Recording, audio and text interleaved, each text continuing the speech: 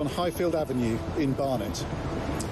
They suffered stab wounds in the attack and are now being looked after in hospital.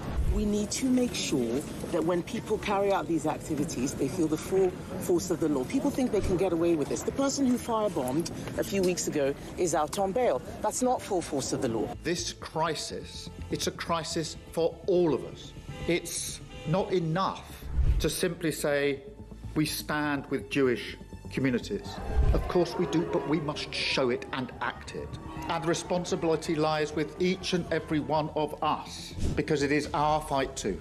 Let's stop importing people from countries where anti-Semitism is the norm. And if our London Mayor, Sadiq Khan, in his infinite wisdom and belief in diversity, thinks that's the sort of diverse view that it's OK to have on the streets of London and the police don't get involved, don't be shocked, and don't you bloody dare claim to be shocked or upset or care about Jewish people being stabbed on the streets of our capital city in broad daylight.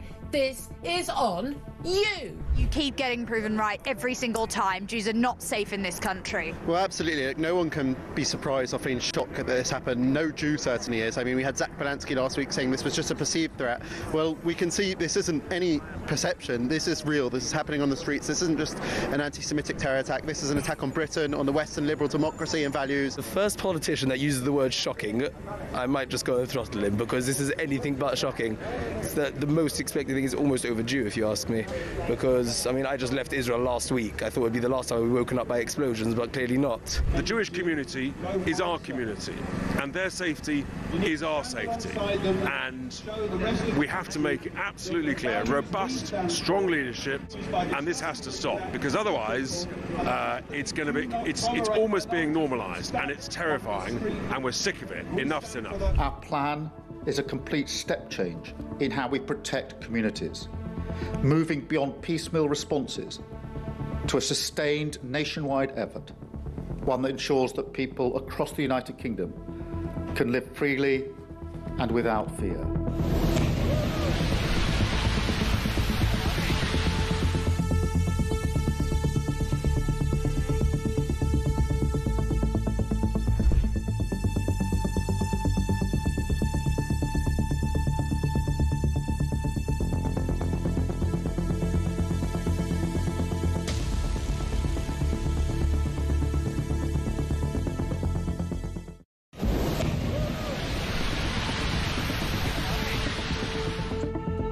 At 11... Across the UK, on DAB+, on YouTube, on your mobile, and on your side. This is Talk.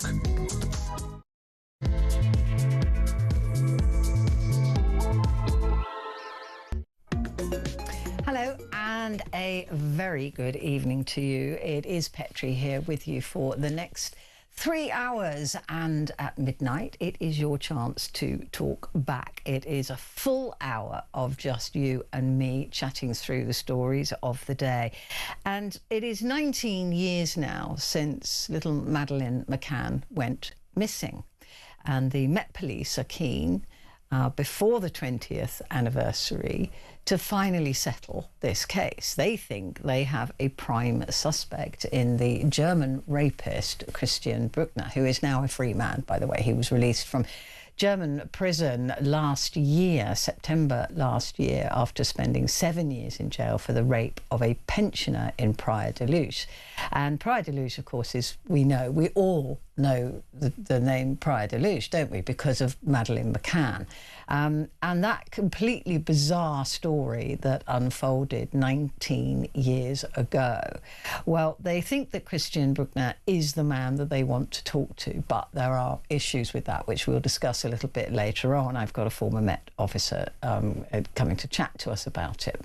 But the question is, and as I asked Peter, have you heard of somebody called Andrew Gosden? And I hadn't. Probably like you, unless you live in the area that he disappeared in. He's 14 years old. He was 14 years old 19 years ago. He got on a train and he was never seen again. Never. but I don't remember him. You say Madeleine McCann to anybody and they'll go, oh, that was a little girl that went missing. But Andrew Gosden? And the point I'm trying to make here is that so much attention and so much money has gone on this little girl, as tragic as it was. But it's also tragic that Andrew Gosden is still missing. And I would lay bets that he hasn't had the millions and millions of pounds spent on his disappearance that Madeleine McCann has. So is it time to draw a line under looking for Madeleine McCann? They've just got another budget, the department, it has shrunk over the years, but the department that's looking for Madeleine McCann has just got another £86,000 to take them through this next year. 13.3 million have been spent so far, and that actually is just the costs to the Met, right? That's not private money, that's not the millions the McCanns were able to raise, that's not the money spent in Portugal, that's not the money spent in Germany, that's just the tip of the iceberg. And my frustration is there are children that go missing every day, every year, that never come home, and they don't get a second's thought. So that's what I really want to examine that with you at midnight. Give me a call. 0344 499 1000. Those calls are charged at the national rate, but we do, of course, call you back. And you can text the word talk and your message to 87222. And I look forward to chatting with you about that when that time comes at midnight. Before that, we have Vincent Moss. He's going to be joining us to go through the papers. As I was saying to Peter, we're heading off to Nashville to chat to Fox News, Michelle Pollino, about the legend that is Dolly Parton. I mean, yesterday David Attenborough, today Dolly Parton. I mean, it doesn't get much better than that, does it? But she's not well, tragically, so we're going to be catching up with what's going on with her. Before that, Graham Whetton, as I was saying, the former Met police officer, is going to be here to talk to us about that Madeleine McCann case with Christian Bruckner, and just filling us in really on all the details, what it takes to mount this kind of search, why it's been going on for so long, etc., etc. So we'll have a big chat with him about that as well. So that is all to come. But first, we return to the Strait of Hormuz, because it is the gift that keeps on giving or taking away. And that is taking away our oil and other important and vital things that we need in the world. Tensions in the Strait of Hormuz continue as the US and Iran issued conflicting statements again about what's going on there. Is it open? Is it closed? Is it defended? Is it not? We know that 2 US flagged ships have gone through, but that is nothing. That is absolutely, not worth crowing about for certain. Iran has said that they're just getting started. They seem to be well armed. They seem to be well managed in the Strait. They've been planning for this for years, don't forget. They were, that in the eventuality they could try and take the Strait, this is what they were going to do. They've been planning for it for a long time. And Donald Trump's Project Freedom, he's calling it, using military assets to escort cargo ships. But we already know that a cargo ship has been struck just this evening. We're waiting to get further details on that, but they were struck by a projectile, and that will seize the Strait. No one's going to attempt, are they, if they can be hit by a missile or whatever it was that they were hit by. So it is a complete and utter mess. Then you get Donald Trump in the White House talking to children, suggesting that Iran should just wave the white flag of surrender. All this while talks are supposed to be going on and a ceasefire is supposed to be in place. Well, to discuss this further with me is Major General Tim Cross, a retired Army officer and military logistics expert. General, good to see you. Thank you very much indeed for joining me. Does this look like a ceasefire? Does it walk like a ceasefire? And does it talk like a ceasefire? Well, I think what's been interesting in the last 24 hours, probably a bit longer than that, actually, as I've listened to all these things as they've developed, I sense what's going on is something quite significant in that, recognizing that the US and Israel started this whole business a few weeks ago, that they are now starting to use different language. So, for example, one of their people this evening has been talking about the fact that they've moved, that the war is over, and they have moved to defensive operations, and that they have been saying for quite a time now, and some of the statements have been made by the U.S. Secretary of State plus President Trump, etc., that this is trying to serve the international community by opening up the straits, that this is a present that they're going to give to the international community, et cetera, et cetera. And I think there's a bit of a psychological battle going on here, which I can understand. And I have, in a way, if I'm brutally honest, I have some sympathy with. I mean, leaving aside the military operations against Iran that went on, we have got a situation where Iran is holding the international community at ransom by trying to close, or keeping closed at the moment anyway, an international waterway. So if we, what would be a comparison to this? Well, if we, the UK, decided that the Dover Straits or the English Channel was ours only, and we were going to charge anybody to put a ship through it, then quite understandably, an awful lot of people would say, hang on a minute, you can't do that. And so when we look at this business with the Straits of Hormuz, I think the international community as a whole is saying and means that Iran should not be allowed to get away with establishing the Straits of Hormuz as Iranian territorial waters and charging people to move their ships in and out. And when I look at the balance between the US and Iran, notwithstanding people's unhappiness about President Trump and their feelings about President Trump, which, I think are coloring people's views here, I do think that the US, we do need to ensure support in all sorts of ways we can talk about the ability of the US to open up these straits and not allow Iran to close them from the international community. So I think their language and the way they're presenting this and the use of the word that this is the offensive campaign is over, this is now a defensive operation. We are going to move ships through the straits. And if Iran attack us, then we will attack them, is, a change of strategy, if you like. And I can understand why. Many people, though, have suggested that you can't escort your way out of this situation, that there would have to be a very bitter military solution to this if Iran maintain that they want control of the Strait. I mean, for a start, the GCC countries wouldn't accept that going forward, right? Because then Iran can just close it at a whim or do what they want at a whim, and that is not acceptable. The world won't accept that.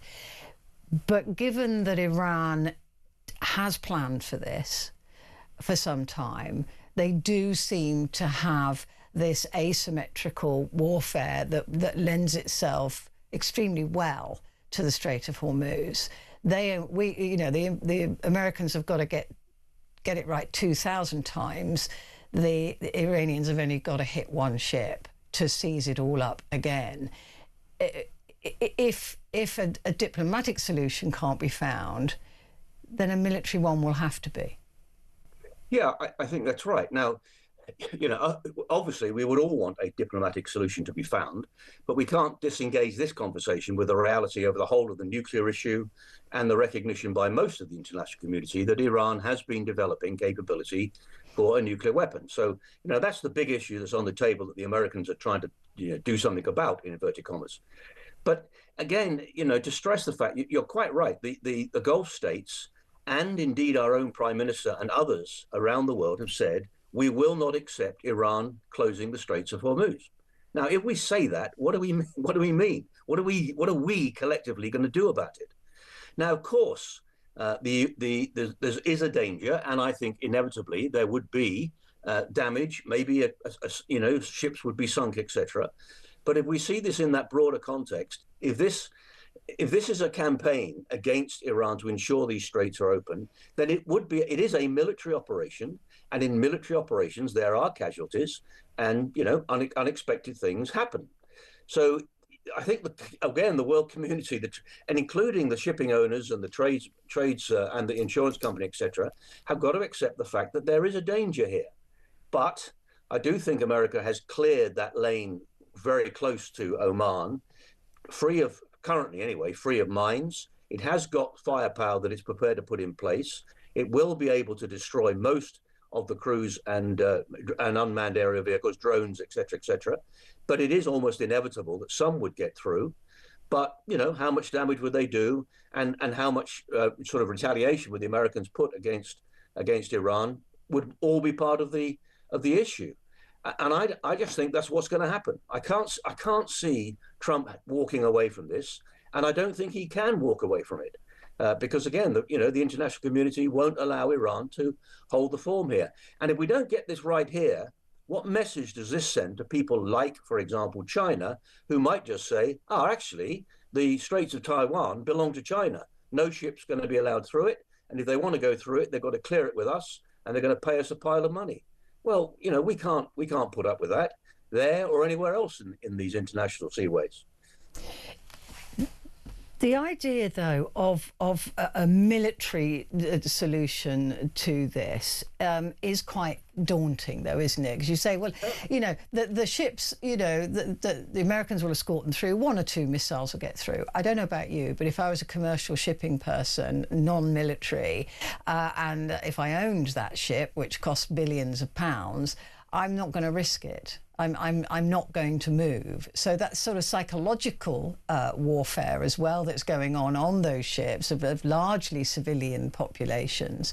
They're not going to risk the 1 or 2 missiles getting through. It would have to be naval. It would have to be a battle, if you like, for the shoreline of Iran, wouldn't it, to completely secure the strait?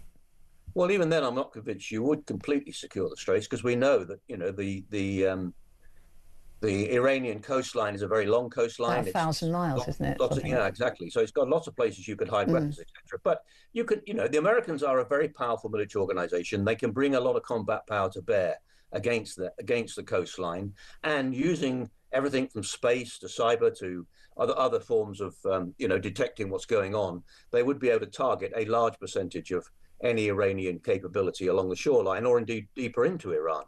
And I think they have got some capability that they've been putting into Iran over the last few weeks. But the other aspect of this is, if you think about this in terms of convoys in World War II, this might not be it may not be a very helpful comparison. But at the end of the day, UK had to ensure that it got supplies coming in from America across the Atlantic.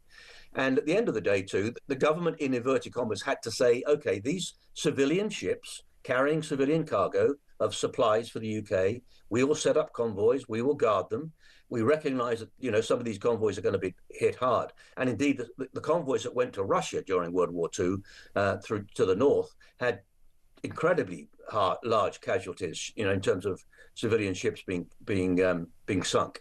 My own father actually was on an oil tanker during World War II. So, I think the governments around the world may have to change the campaign plan, the dynamic here, by saying to ship owners that we will insure these ships. We will do all we can to guarantee their safety, and we will deal with the consequences, the fallout, if and when ships are damaged and or sunk. Now, I'm not saying for 1 minute that's easy, but I can't see any other way here. I can't see that the international community are going to allow Iran to keep these straits closed, and I can't see the Americans walking away from this until they have some sort of agreement over the nuclear issue and are able to show that they have not been defeated over this. So it's a very difficult conundrum, but ultimately, too, when I stand back from this, again, notwithstanding what's been happening over here, one of the things that I do feel that the media as a whole across the piece has sort of put Iran and America on equal status alongside each other. And I don't think that's right. I mean, at the end of the day, the Iranian regime is a bunch of brutal thugs who have killed thousands of their own people on the streets. We may not like Trump. We may not like all sorts of aspects of what the American system is going through at the moment. But I just can't believe that we can, equate these two nations in the same way. So if we have to take sides, in inverted commas, I just think we have to, we have to go alongside with the Americans and do everything we can for international community to help them in dealing with this, with the situation as it now is today, even though we don't like it much. When we look at the situation with Iran and the US, we hear all the time from Donald Trump and from Pete Hegseth that Iran has got nothing left. They've got nothing. They've literally just got a few rubber dinghies that are annoying people in the Strait of Hormuz. Evidently, that is not true. Right, that is not true. I mean, yes, we know that their military has been depleted. We know their navy's been depleted. We know their missile sites, but they still have this asymmetrical warfare that America doesn't seem to have got an understanding of. The fact that the IRGC operates in pods, that it's not a central command like CENTCOM in the US, that they can act with autonomy. They can do what they want. They've got weapons hidden in mountains. And by rumour, China is supplying them with missiles. So there seems to be a much more confusing picture than Donald Trump and Pete Hegseth are putting out there in terms of Iran's military capability. Yeah, you're right. And I think that, Trump uses language and makes statements that we all know are ludicrous, and that he changes his mind every 5 minutes. And Hesketh, says some ridiculous things. But I've got good contacts in the US, military contacts that I still work with in some regards. And if you listen to the senior US military and what CENTCOM are doing, and the reality that in previous, war games, in inverted commas, looking at what may happen in the Middle East, they understand what you just said. They know that the Straits of Hormuz were always going to be an issue. They know that asymmetric warfare is how Iran is going to, fight its campaign, because it can't compete on a level playing field with high-intensity warfighting operations. They understand all of that, and they've got the capability of dealing with it to a very large degree. Now, but the bottom line is, as we've said, they would never be able to guarantee that they can destroy every ability of the Iranians to hit back in some regard. But they've done an awful lot of damage, and they can continue to do a lot more damage if that's what they feel they need to do. I was in Central Command in the run-up to the 2003 campaign. The post-war Iraq was, of course, a disaster. But the military planning for Iraq in 2003, and the military planning that was going on even then for further potential operations in the Middle East, it was they're a very impressive organization. They are not daft. The senior US military will have understood everything you've said in spades, and they will have contingency plans, what we call con plans and op plans, to deal with any situation that emerges. And yet many of them can guarantee victory across the piece, but they do understand what you're talking about. Many, though, have left. Many have been fired or have walked. Some very senior military personnel that you're talking about, the type of people that you would have probably been rubbing shoulders with. So who's left?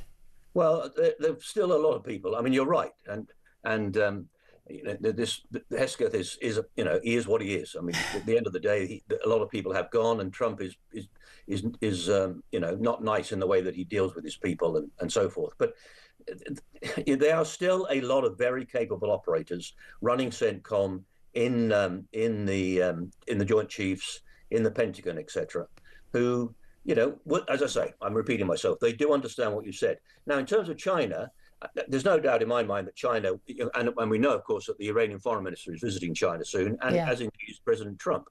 So China is an important player here. And I think Pakistan have been doing a good job trying to bring people to the table. But China is very concerned about the straits being continually closed. They get a lot of their energy supplies from the Gulf, about 40 or 50%.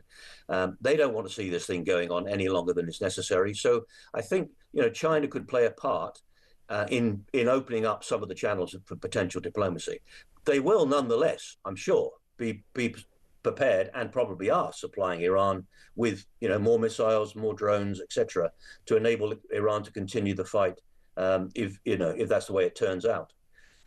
It's just riding two horses is always very troubling to me. Of course, we know that Russia's not going to help because Russia is hugely benefiting. This was a golden lottery that Putin couldn't even see coming. Yeah, I mean, they've gained they've gained in all sorts of ways. I mean, as we know, they've gained through the increase in the oil price and the fact that they're selling their oil to various people in various different ways. I think actually the real issue here that Russia is gaining from is the division within the Western international community and within NATO. Yeah. And frankly, I am disappointed in the way that NATO, other NATO countries, and we in the West collectively have responded to all of this. I'm slightly repeating myself, but I know people don't like Trump. But America is a hugely important country. And when you compare America to Russia, Iran, China, whose side do we want to be on? And encouraging Russia by them seeing the breakup of NATO, or the potential breakup of NATO, the divisions between NATO and the West, I just don't think it's very helpful. And of course, the withdrawal of troops. We're seeing the withdrawal of troops from indeed. But that's because Germany. Why? Because Chancellor of Germany stupidly, in front of a bunch of school children, talks about, makes the statements that he does about how Iran is humbling America, etc., etc. I mean, what a ridiculous thing to do in public. I mean, it's nonsense. Rather like our ambassador talking to school children and saying stupid things. You would have thought people would understand. Yeah, of course. But, Trump is what he is. And he does get irritated and he reacts the way that he does to people saying the sort of things that they do. So we've just got to recognize the reality of that. But going back to your point, Russia has gained a lot out of this. And therefore, if we stand back from it and say who's doing well, Russia, China, and so on, who do we want at the end of the day to come out on top here? And in my view, it's not Iran, and it's not Russia, and it's not China. So however much we may find it difficult, I just think we need some serious leadership and sensible diplomatic channels opening up and sensible conversations going on to do what we can to help bring this to an end and not just sit on the sidelines making snide comments about America or pretending that America and Iran are equal players and, be interesting to see who comes out on top, because it won't be interesting to see who comes out on top if it's Iran and China and Russia. I mean, it's literally, we're still talking about this 67 days in, and I think it's going to be a while yet. But I enjoy talking to you always. Major General Tim Cross, thank you very much indeed. Tim Cross, CBE, I should give him his full title, retired Army officer and military logistics expert.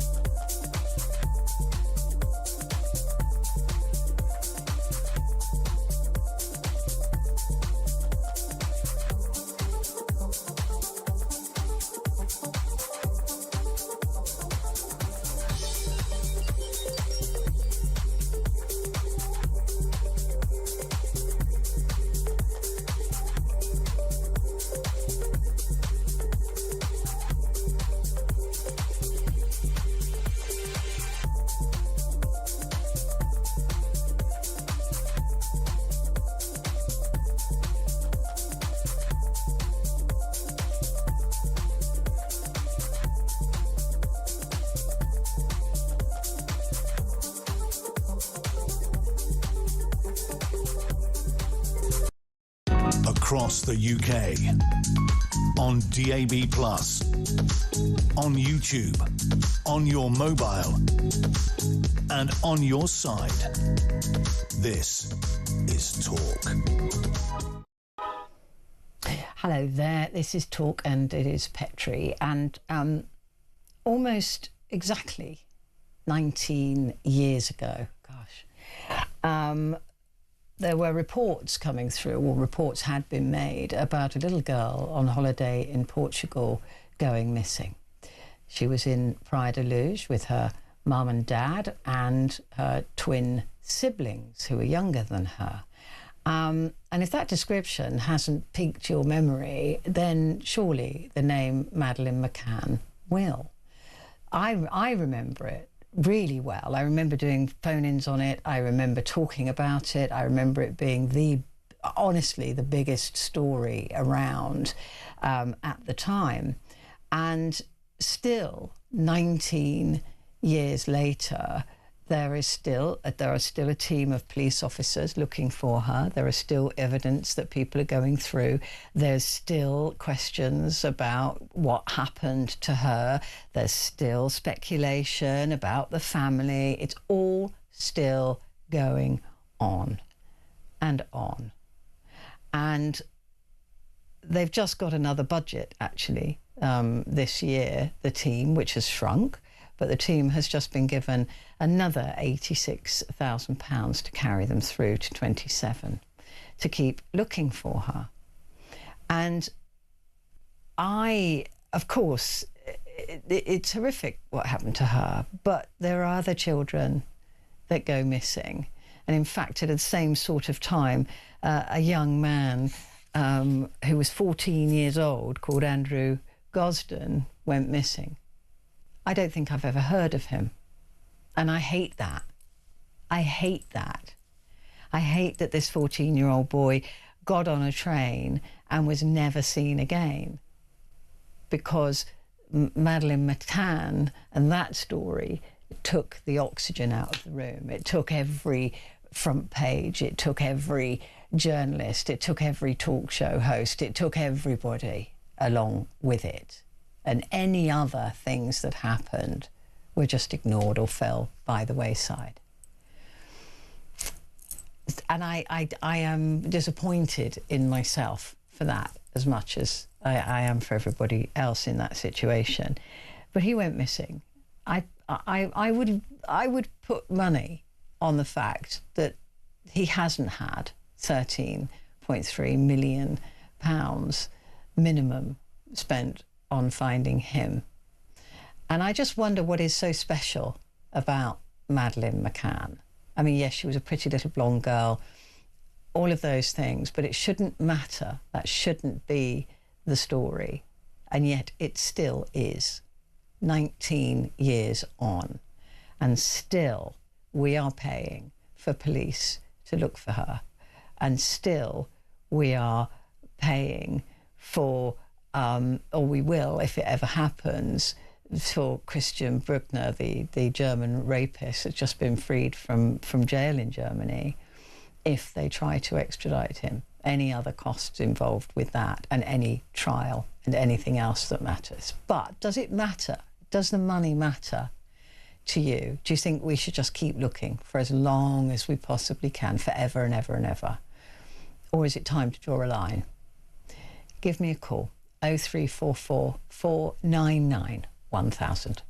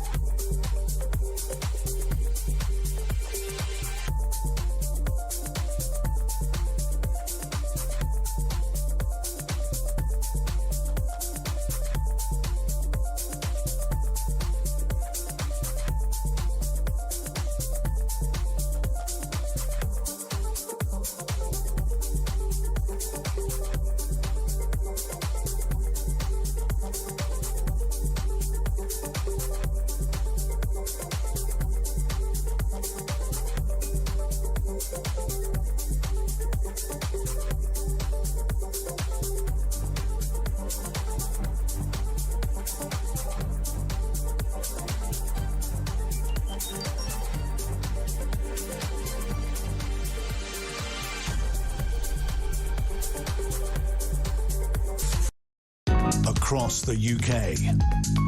On DAB+, on YouTube, on your mobile, and on your side. This is Talk. Hello there, this is Talk and it is Petrie. And as I was just mentioning there about Madeleine McCann, 19 years ago, almost exactly, the front pages, everything was filled with this little girl going missing in Praia de Luz on holiday with her family. Well, there's a story come out by The Telegraph that's suggesting that Christian Bruckner, the German rapist who was just released from prison last year after serving 7 years in jail for raping a pensioner in Praia de Luz, is the Met's prime suspect. But is he, and are they really looking to extradite him? Joining me now to discuss this is Graham Wetton, who is a former Met police officer and author of How to Be a Police Officer. Hello, Graham. It's lovely to see you again. What is the background to this? Is there any truth in this situation, or is it just a puff piece because it's the 19 years anniversary? Even Petrie, I think it's a bit of both, if truth be told. I think we are coming up to the anniversary. As you said, that 3rd of May was the actual anniversary, so next year will be 20 years. So again, almost every year on the anniversary, there's media interest in it, the progress of the case. It is still an objective to get some justice for the family in relation to Maddie's disappearance, albeit it happened in Portugal, so it's outside the UK.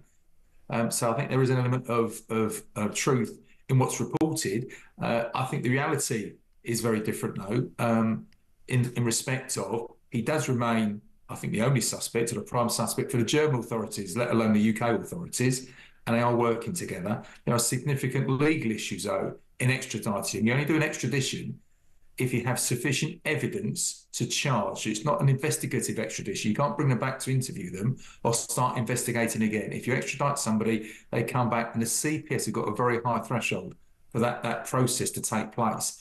My understanding is we are nowhere near that threshold yet to actually extradite somebody. There's also a legal issue because we are no longer in the EU, and part of the German constitution is their citizens are not extradited to non-EU countries. So that would also be a potential hurdle to any potential extradition. It is far more likely, if they did get further evidence sufficient to charge it in either Portugal or Germany, it would take place there rather than in the UK.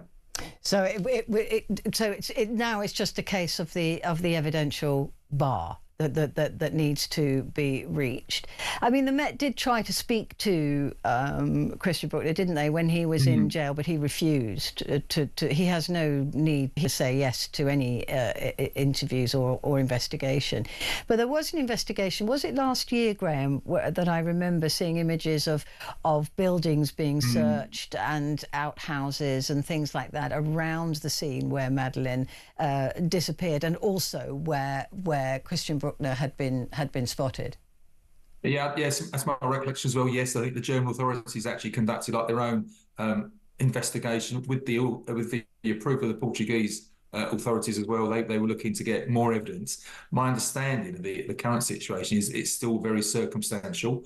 So there's circumstantial about him that basically places in the area at the time that Maddie was abducted. There is nothing, I think, forensically from the scene. Clearly, she's never been found, and ordinarily, evidentially, your best evidence is linking any suspect with the victim, with the location. Yeah. And they haven't got any of those factors in for this. So a lot of it is very circumstantial in relation to technology around phone locations, allegedly confessions made into, I would describe them probably as non-credible witnesses, i.e. prison cellmates, etc. He's allegedly mentioned the case and his involvement. That would be largely inadmissible, it would be my understanding. So the authorities, the German authorities and the UK police, are working very much against this in relation to gathering the evidence to reach that threshold in the UK. I haven't got a great understanding of German law, German evidential thresholds, but it's probably very similar. So they keep using words about proof and evidence, whether that's translated into our understanding of proof and evidence, and it's very difficult. You may be able to know certain things, but whether you can prove them legally is always a different matter in court. Why has this case taken so much oxygen out of the room? Why is it this particular case? I was talking about this little boy, 14 years old, Andrew Godston, who went missing at pretty much the same time. He's never been seen again. I didn't even know his name. I mean, it seems to be so unfair when other children go missing. There's so much money and so much time is put into this one tragic story. Yeah, I don't disagree. I think most serving police officers, I can remember a case from my own police area in Sheen, Lee Boxall, a lad that went missing, and again, never been found, hasn't had the same publicity. That comes up on every anniversary, occasionally. But this case did seem to pique public interest because it was abroad, because she was with her parents. They'd gone out to a restaurant. She was in the room alone with her siblings. I think that just the whole factors of the different elements of the case definitely piqued public interest. People have got very strong opinions on what happened that night. And the circumstances, very strong opinions. You can divide a room by, and we mentioned this today, but I was with some colleagues, and it literally divided the room as to what their views and opinions were about what should happen, what has happened, etc. So it's a very difficult case. Any funding comes from the Home Office. So the police have some officers who are working on the case, but not solely, is my understanding, on the McCann case. So they've just got another load of money, haven't they? They've got another 86 grand. What is that for? Does that pay the wages of those officers, or is that for other bits and pieces?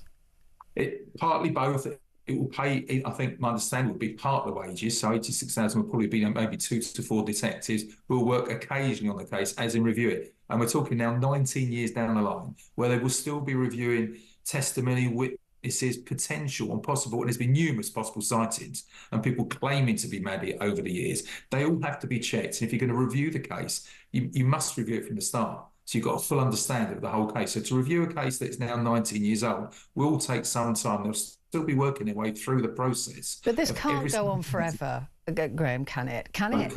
Because, no, like I said, you've mentioned children. I've got people sending me messages about other children's names that I've never heard of that went missing, and they've never been found, and they're getting nothing. They're not getting another 86 grand from the Home Office. No, as I said, this has piqued public interest and has done since the very moment it happened. For some reason, for whatever reasons, it's been continued over 19 years now, and it does keep getting funded and looked at. It has to come to an end at some point. Whether that point will be at the 20th or 25th anniversary, I have got no idea. It comes from the Home Office. It's central funds. They are almost ring-fenced for this reason. So when the Met get the funds in, they can't start using it elsewhere. They can only use it to fund this inquiry and this investigation. That's my understanding of the funding as it comes in. So it has to be used for this. But surely an application goes in. Surely it can't just be, oh, well, the public shouldn't be dictating what money is spent on missing children or missing people. And yet it appears that that's exactly what's happened here, that it's because she was a pretty little blonde girl. Many children of colour go missing. They don't get any attention at all, even from the media. And yet the public are dictating that we're still spending tens of thousands of pounds, having spent millions on one little girl. It is, you're right, it's millions. I think what she was and who she is just because I think it's the actual factors of how she went missing, where she went missing, and the other factors of the parents' involvement, the parents not being there, her being in the room. Everybody's seen most of the stories and documentaries about it. There's numerous of those over the years. So everybody forms very strong opinions about this case. But from an evidential policing perspective, it is following the leads and seeking the truth, just following the evidence, whatever evidence there is, and seeing if you can reach that threshold of putting a charge against the person that you suspect it is. Very different.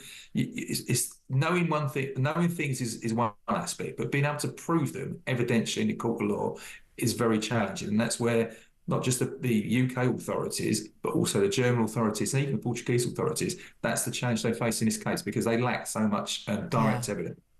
It's fantastic to talk to you, Graham. Thank you very much indeed for joining me. Graham Wetton there, who's a former Met police officer and author of How to Be a Police Officer. So that is our discussion at midnight for Talkback.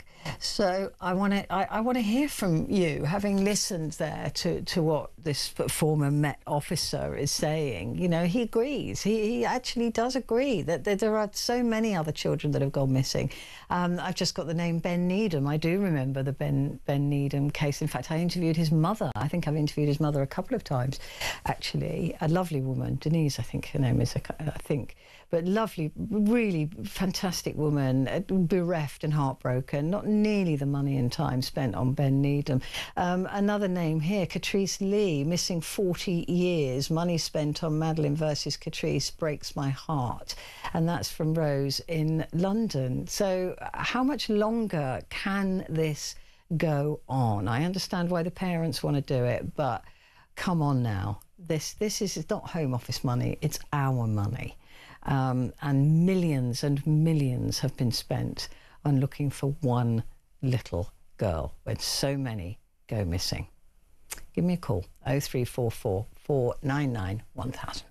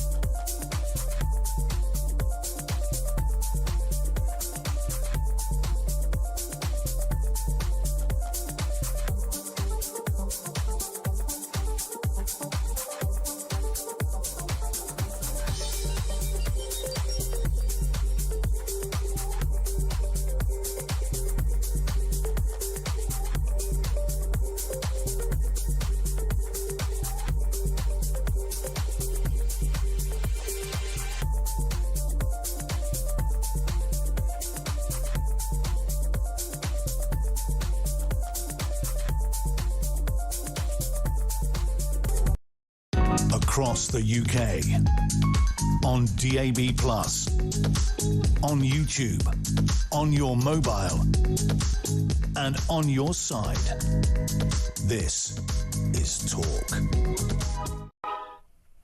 Hello there, this is Talk, and it's Petrie here with you. And coming up at the top of the hour, we have Vincent Moss. He's going to be here to be going through the newspapers, the front pages for you tomorrow, which I'm really interested as to what they're going to say. I suppose it'd be Thursday's papers that will be the most odd, because there are so many rules around what you can and can't say on the day before an election. These are the burdens that we have to live with. And things on the day of the elections, even worse. I remember when I was at a different radio station having to broadcast on election day, and I think we were talking about literally gardening, mice, whatever, any story rather than anything important, because we couldn't touch anything about the NHS or about anything, because it might have swayed votes. So we will go through the papers, though, for you for tomorrow, and that's Vincent Moss coming up at the top of the hour. And of course, Talkback is then at midnight. But I have to tell you that last night when I got, this morning actually, when I got home, I get home and there's all the big excitement with the boys and with the dogs, and then I let them out for a wee, I give them their bedtime treat, and then I, take all my makeup off and do all those kind of things, then get into bed. And to relax, and it doesn't relax me at all. I have a look at social media, at TikTok and things like that. And as I was watching this, up popped Dolly Parton.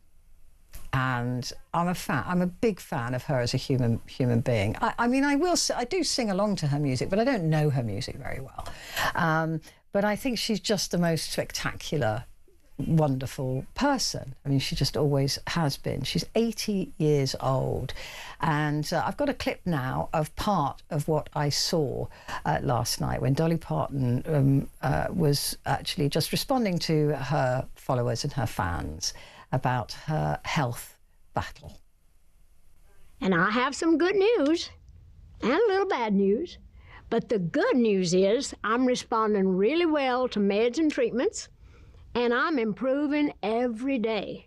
Now, the bad news is it's going to take me a little while before I'm up to stage performance level, because some of the meds and treatments make me a little bit swimmy-headed, as my grandma used to say. Swimmy-headed. Isn't she just adorable? So that's Dolly Parton. I mean, she is 80. Can I just remind you of that? She looks amazing. And a lot of people say, yeah, it's plastic surgery. I don't care. She looks incredible. And her body is extraordinary when you see her on the stage. But she went on to explain that she couldn't be trusted being all swimmy-headed and dizzy in tottering high heels, carrying a banjo or a guitar, or even wearing her heavily rhinestoned costumes. So she said she needed to take a break, although it seems like she's going to be working full on. But she has had to cancel her forthcoming Las Vegas residency. So it's all very well to hear from Dolly herself, which is a total thrill and joy, but I want to find out what really is going on with Dolly Parton, and I could only turn to one person on this. And this is my total and utter girl crush, Michelle Pollino, Fox News Headlines, 24/7 entertainment reporter in Nashville. She's based in Nashville, which is why we're going to her. Michelle. Nashville, Tennessee, baby. Oh, I can't hear you.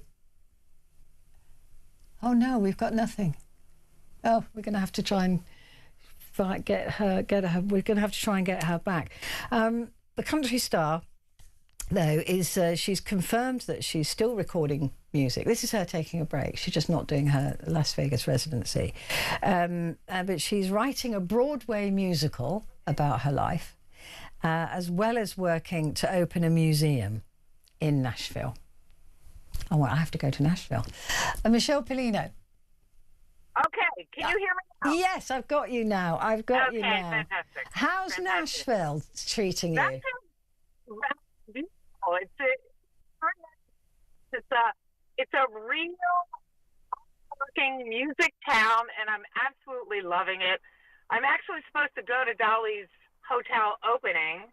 I was speaking with her people in a couple weeks, so I was taken aback by the video yesterday, but my gosh, she looks great, she sounds great, she's still working, but like she said in the video, she just can't perform and carry her heavy-weighted costumes on stage.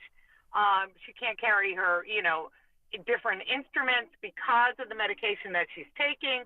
But other than that, our Dolly is something special. She is something special. She's going to be opening up this hotel right here in downtown Nashville, a museum, and she's working on her Broadway musical for New York. I mean, let's just remember as well, this woman is 80 years old. I know. And getting on a stage. I mean, if you look at, she's the same age as Donald Trump, right? I mean, that's just that comparison.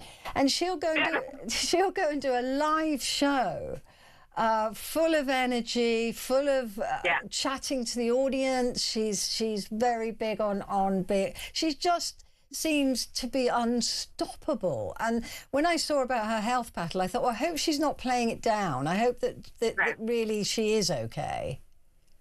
Yeah, I do think that she is really, without her husband here, her husband of 50 years, Carl Dean, who passed the last year, and that's why she had to cancel her residency. I think Carl was the man who kept her on track, watched her health, made sure she was okay. I think Dolly's not used to doing it, and for now, I think she's adjusting to this because, they had a beautiful arrangement, a beautiful relationship, and he would keep her on track as far as making sure that she is healthy and understands, like, her body and what she needs to do to keep it in shape. So I think that without losing Carl, she's kind of lost track of her health and taking care of herself. And so that's what we're seeing her adapt to. And she's doing it fabulously, as Dolly only could.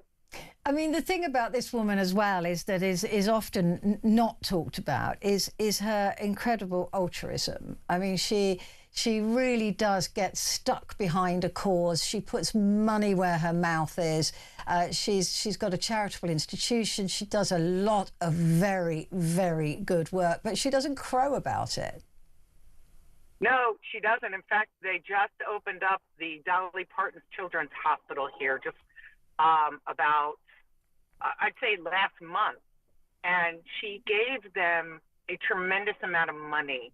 I spoke to the director of the hospital there, and they're not supposed to disclose it, but I mean, they're building an entire wing as a result of the money, and they named the hospital after her. So, yeah, she's nonstop extraordinary, and really, she's just a unique, wonderful human being. And to be such a big star and to be so grounded. I mean, when she was talking on this social media, you really felt that it was a one-on-one conversation and that she is explaining to you as an individual what she's going through and also being incredibly grateful for the support and the love that she's had since Carl died. I mean, this is a unique communicator. Yeah, she really is. And one of the things that I think we lost with, with so many superstars in the past that Dolly really connects to more than anybody else is her appreciation of her fans. Like, she does have conversations with her fans all the time. She goes out one-on, and that's why she has this loyal base that and her unique style and coming from Tennessee, I think, and meeting people here, I'm really learning how these people work. And Dolly, I think one of her extraordinary gifts as growing up in a small Tennessee town. These people here are extraordinary. Dolly is kind of an extension of that. Yeah. She keeps those country roots where everybody talks to you here. You're like, I'm like, really? Like, I'm in a restaurant. I'm like, you're talking to me? Like, oh, I love it. Well, if you ever meet Dolly Parton, send her my love specifically, because I think she's amazing. And I think you're amazing as well. I'm glad you're settling into Nashville. And let's speak really soon. Lots of love to you. Michelle Polino, Fox News Headlines, 24/7 entertainment reporter based in Nashville, Tennessee. Papers are next.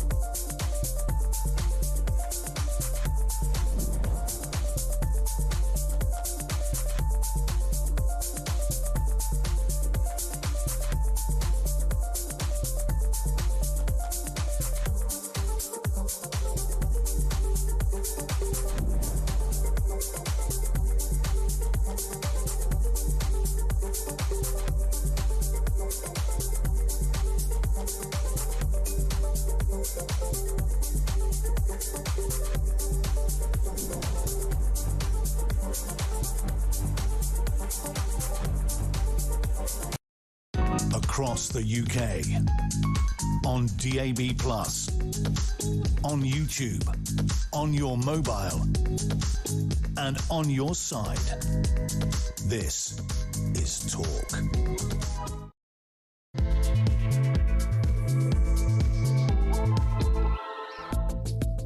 Hello there, Annie. Good evening. This is Talk, and it is Petrie. And coming up at midnight, of course, it is your chance to talk back. And as we've reached the 19th anniversary, it was May the 3rd, actually, of Madeleine McCann's disappearance. And I remember it like it were yesterday, because there was so much press, and I remember covering it myself at a different radio station and doing phone-ins on it, and what do you think has happened, and where do you think she is, and all of those things. And even back then there were conspiracy theories, there were ideas, because we still don't know, right? We still don't know.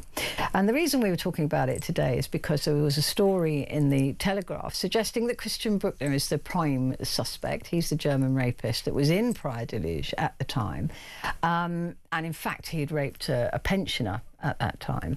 And his phone records put him in the sort of that area as well. But there's very little other evidence really, that he was a rapist interested in children and was there at the time. It would be hugely coincidental, perhaps, if there were two people that fitted that description, but nonetheless, that is pretty much all that they've got. There is no body. Madeleine has never been found, although the police here still treat her as a missing case until a body turns up. In Germany and in Portugal, she is considered to no longer be with us. But nonetheless, this is 19 years on from this case. And the Home Office is still giving money to the Metropolitan Police, to a few detectives, to carry on with searching for Madeleine McCann, or to review the case. I mean, they review it every year. They're looking at it constantly. Last money they got was 110 grand. That was for the year before last. This time they've got 86 grand. They've had millions of pounds of the Home Office money and government money to search for Madeleine McCann, and that just scratching the surface. That's not all of the money. Of course, there was a fund set up. Millions were donated by people. They've had lots of private sponsors. Millions have been spent. Millions and millions and millions of pounds have been spent on this little girl. And it's a very tragic case. But there are other children that go missing. And the names of whom I don't even remember. You know, this little boy that I mentioned earlier, Andrew Gosden, he went missing at exactly the same time as Madeleine McCann. He was 14 years old, got on a train and was never seen again, and wasn't spoken about in the media, because otherwise I'd remember his name. So I don't remember him. And that's because the Madeleine McCann story just took everything. It took over newspapers, radio stations, talk shows like mine. They took over absolutely everything for weeks and weeks on end. And yet at that time, other children were going missing. And Andrew Gosden, by the way, has never been found. He's just one. I've had you giving me the names of other children that have gone missing and never been found, and never had a fraction of the money spent on them that Madeleine McCann has and continues to have. So how long does this go on for? It's got to end. They've got to draw a line under it sometime. Why didn't they do it at the 10 years? Really unlikely to find anything after 10 years. Really unlikely. 15 years. Will it be 20 years? Will it be 25 years? Will somebody say, well, 30 years? And yet other children go missing and do not have the publicity, They don't have the passion behind it. They don't have people searching, talking. You know, how frustrating is that? If you were the parents of Andrew Gosden, who went missing at exactly the same time, roughly, as Madeleine McCann, imagine how you'd feel. You can't even get your child a nib on the local paper because everything is about this little blonde girl.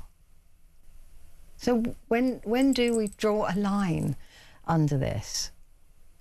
I mean, as we were told, behind the scenes, a lot of police officers also are like, you know, this is not fair. It just isn't fair. Would that we could spend all that money on every child that went missing. But why are we still giving money to the Madeleine McCann case when other children are just gone? Just gone. And their parents can't even probably put in a phone call to the cops. So, look, it's a difficult question and it's a difficult answer, because you'll ask me, and quite rightly, if it was my child, what would I want to have done? Well, I would want justice, but I think I'd also, after 19 years, would have to accept that I wasn't going to get it. Like Ben Needham's mother. And like I said, I've interviewed her a few times. She's an absolutely adorable woman.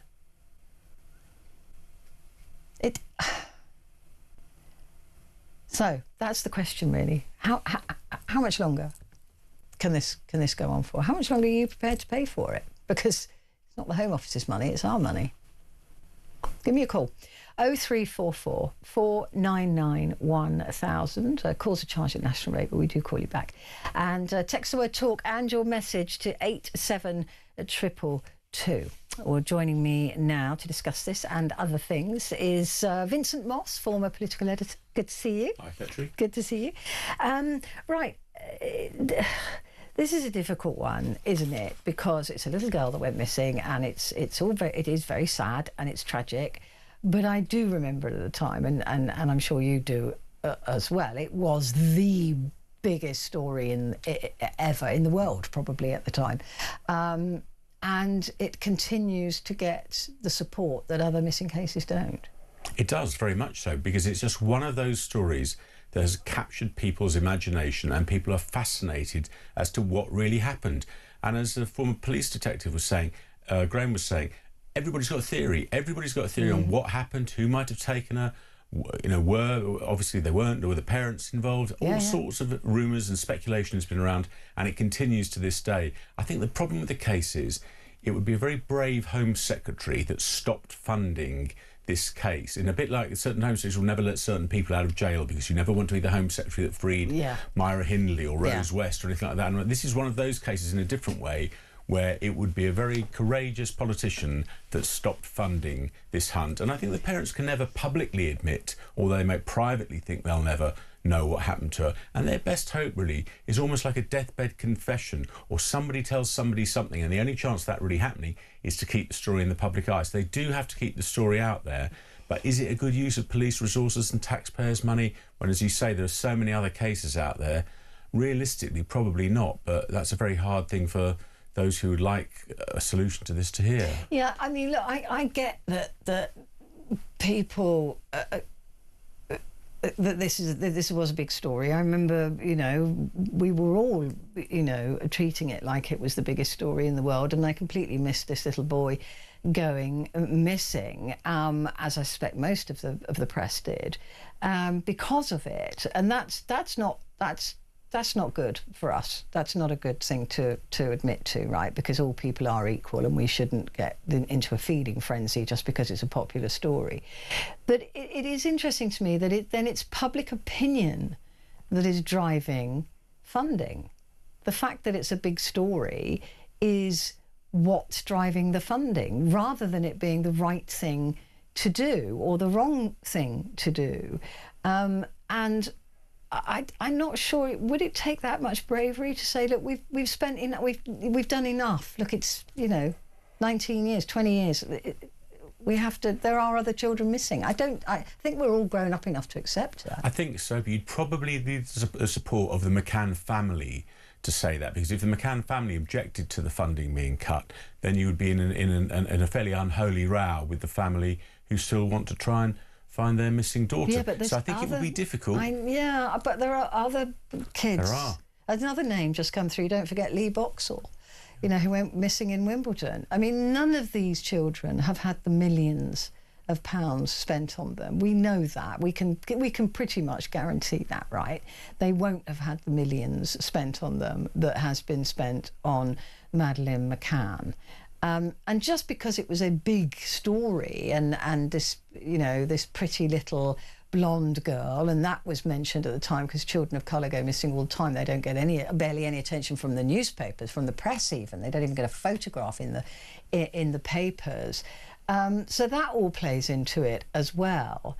And there was an element of class and money, if you like, class as well. And money, there was, because yeah. the McCann family is sort of a well-to-do middle-class family. They were both doctors, yeah. And had the child gone missing from a sort of less affluent family, would there have been anywhere near the media interest and fuss and public level of interest? There wouldn't. And that's another true element of it as well. So you sort of have a child that's gone missing from a middle-class, well-to-do family who's getting acres more coverage and acres more financial assistance and police time spent on them than a child from a poorer family or poorer background, and that's not fair either. That's not fair either. But 19 years of funding this, us funding this, it seems like a hiding to nothing. It really does. And they say, oh, we're reviewing the case again. Well, what is there to review? You've reviewed it 19 times, presumably, every year. What more is there? There is no new evidence. There is the coincidence of a horrible rapist and a paedophile being in the same area. But that's pretty much it. That is the evidence. There's no evidence. Just being in roughly the same area, there's no strong evidence to link him to Prada Luge and the apartment from where Madeleine McCann was abducted. So that's not much to go on. I think people would understand if it was literally, to use the cliche, the police were closing in and there was evidence and they were very close to getting their man. Very close. Then we would say, yeah, keep spending the money. If you're that close to getting him, then crack on. Just, you know, get him. But. And there's no suggestion of that really with this one, is there? I mean, he is the prime suspect, but that's because there are he's no the only others. suspect. Exactly, that's right. I mean, and he's only been the only suspect recently. He wasn't the only suspect for a long time. It's not like the police have, you know, spotted him straight away and are trying to get him. This is a wrong 'un being in the same sort of area, who later in prison said that he had something to do with this, but that could be showing off between inmates. You know, what they're probably going, yeah, well, I did this. No, did you? Oh, I did this. You know, we don't know that was true or not, and it's not admissible anyway because it's an unreliable witness. So there is nothing more here, and yet I can just see the Met being given even more money now, on top of this 86 grand, to pursue Christian Bruckner. And I'm sort of thinking, well, what is there to pursue? There is nothing to pursue here, it seems, anyway, from what we know. No, I think if they looked at all the evidence that they and the leads that they've got, and they took a cold, hard assessment. I mean, we all know from minor victims of crime in London and other cities that even when you think there's pretty good evidence and the CCTV, the police are very often reluctant to investigate because of resources. So if the police won't even investigate when there's some evidence around, very hard to justify pursuing this case when there appears to be very little evidence. And I think people who are sort of, as many people are, victims of crime where they feel there's some evidence around, there might be some doorbell camera footage or there might be some fingerprints at a property or something, and their crimes aren't investigated, especially when we have such a long backlog in terms of court cases and justice and police investigations. Not a huge amount of money, less than £100,000, it's still enough money to pay for a couple of policemen or something, and exactly people would probably rather the money was spent there. Yeah, and you know, I've been talking about the money, you know, for other missing people, but you're right. It's other crimes that are just not being looked into. People with good evidence who are being told that, oh, we're not going to pursue this. We're not going to go any further. Lots of very serious recent rapes and child abuse issues and things like that. That just we don't have the resources to follow through on that. And yet there are officers tied up with reviewing the Madeleine McCann case and taking more money out of the system to do it. It just seems hard to justify with the lack of evidence that they've got to go on. It seems hard to justify when there's other crimes going on that aren't being investigated because there just isn't the money. That seems to be wrong as well. Anyway, that's what we're going to be talking about at midnight. So give me a call, 0344 499 1000. Vincent and I'll be back in just a moment.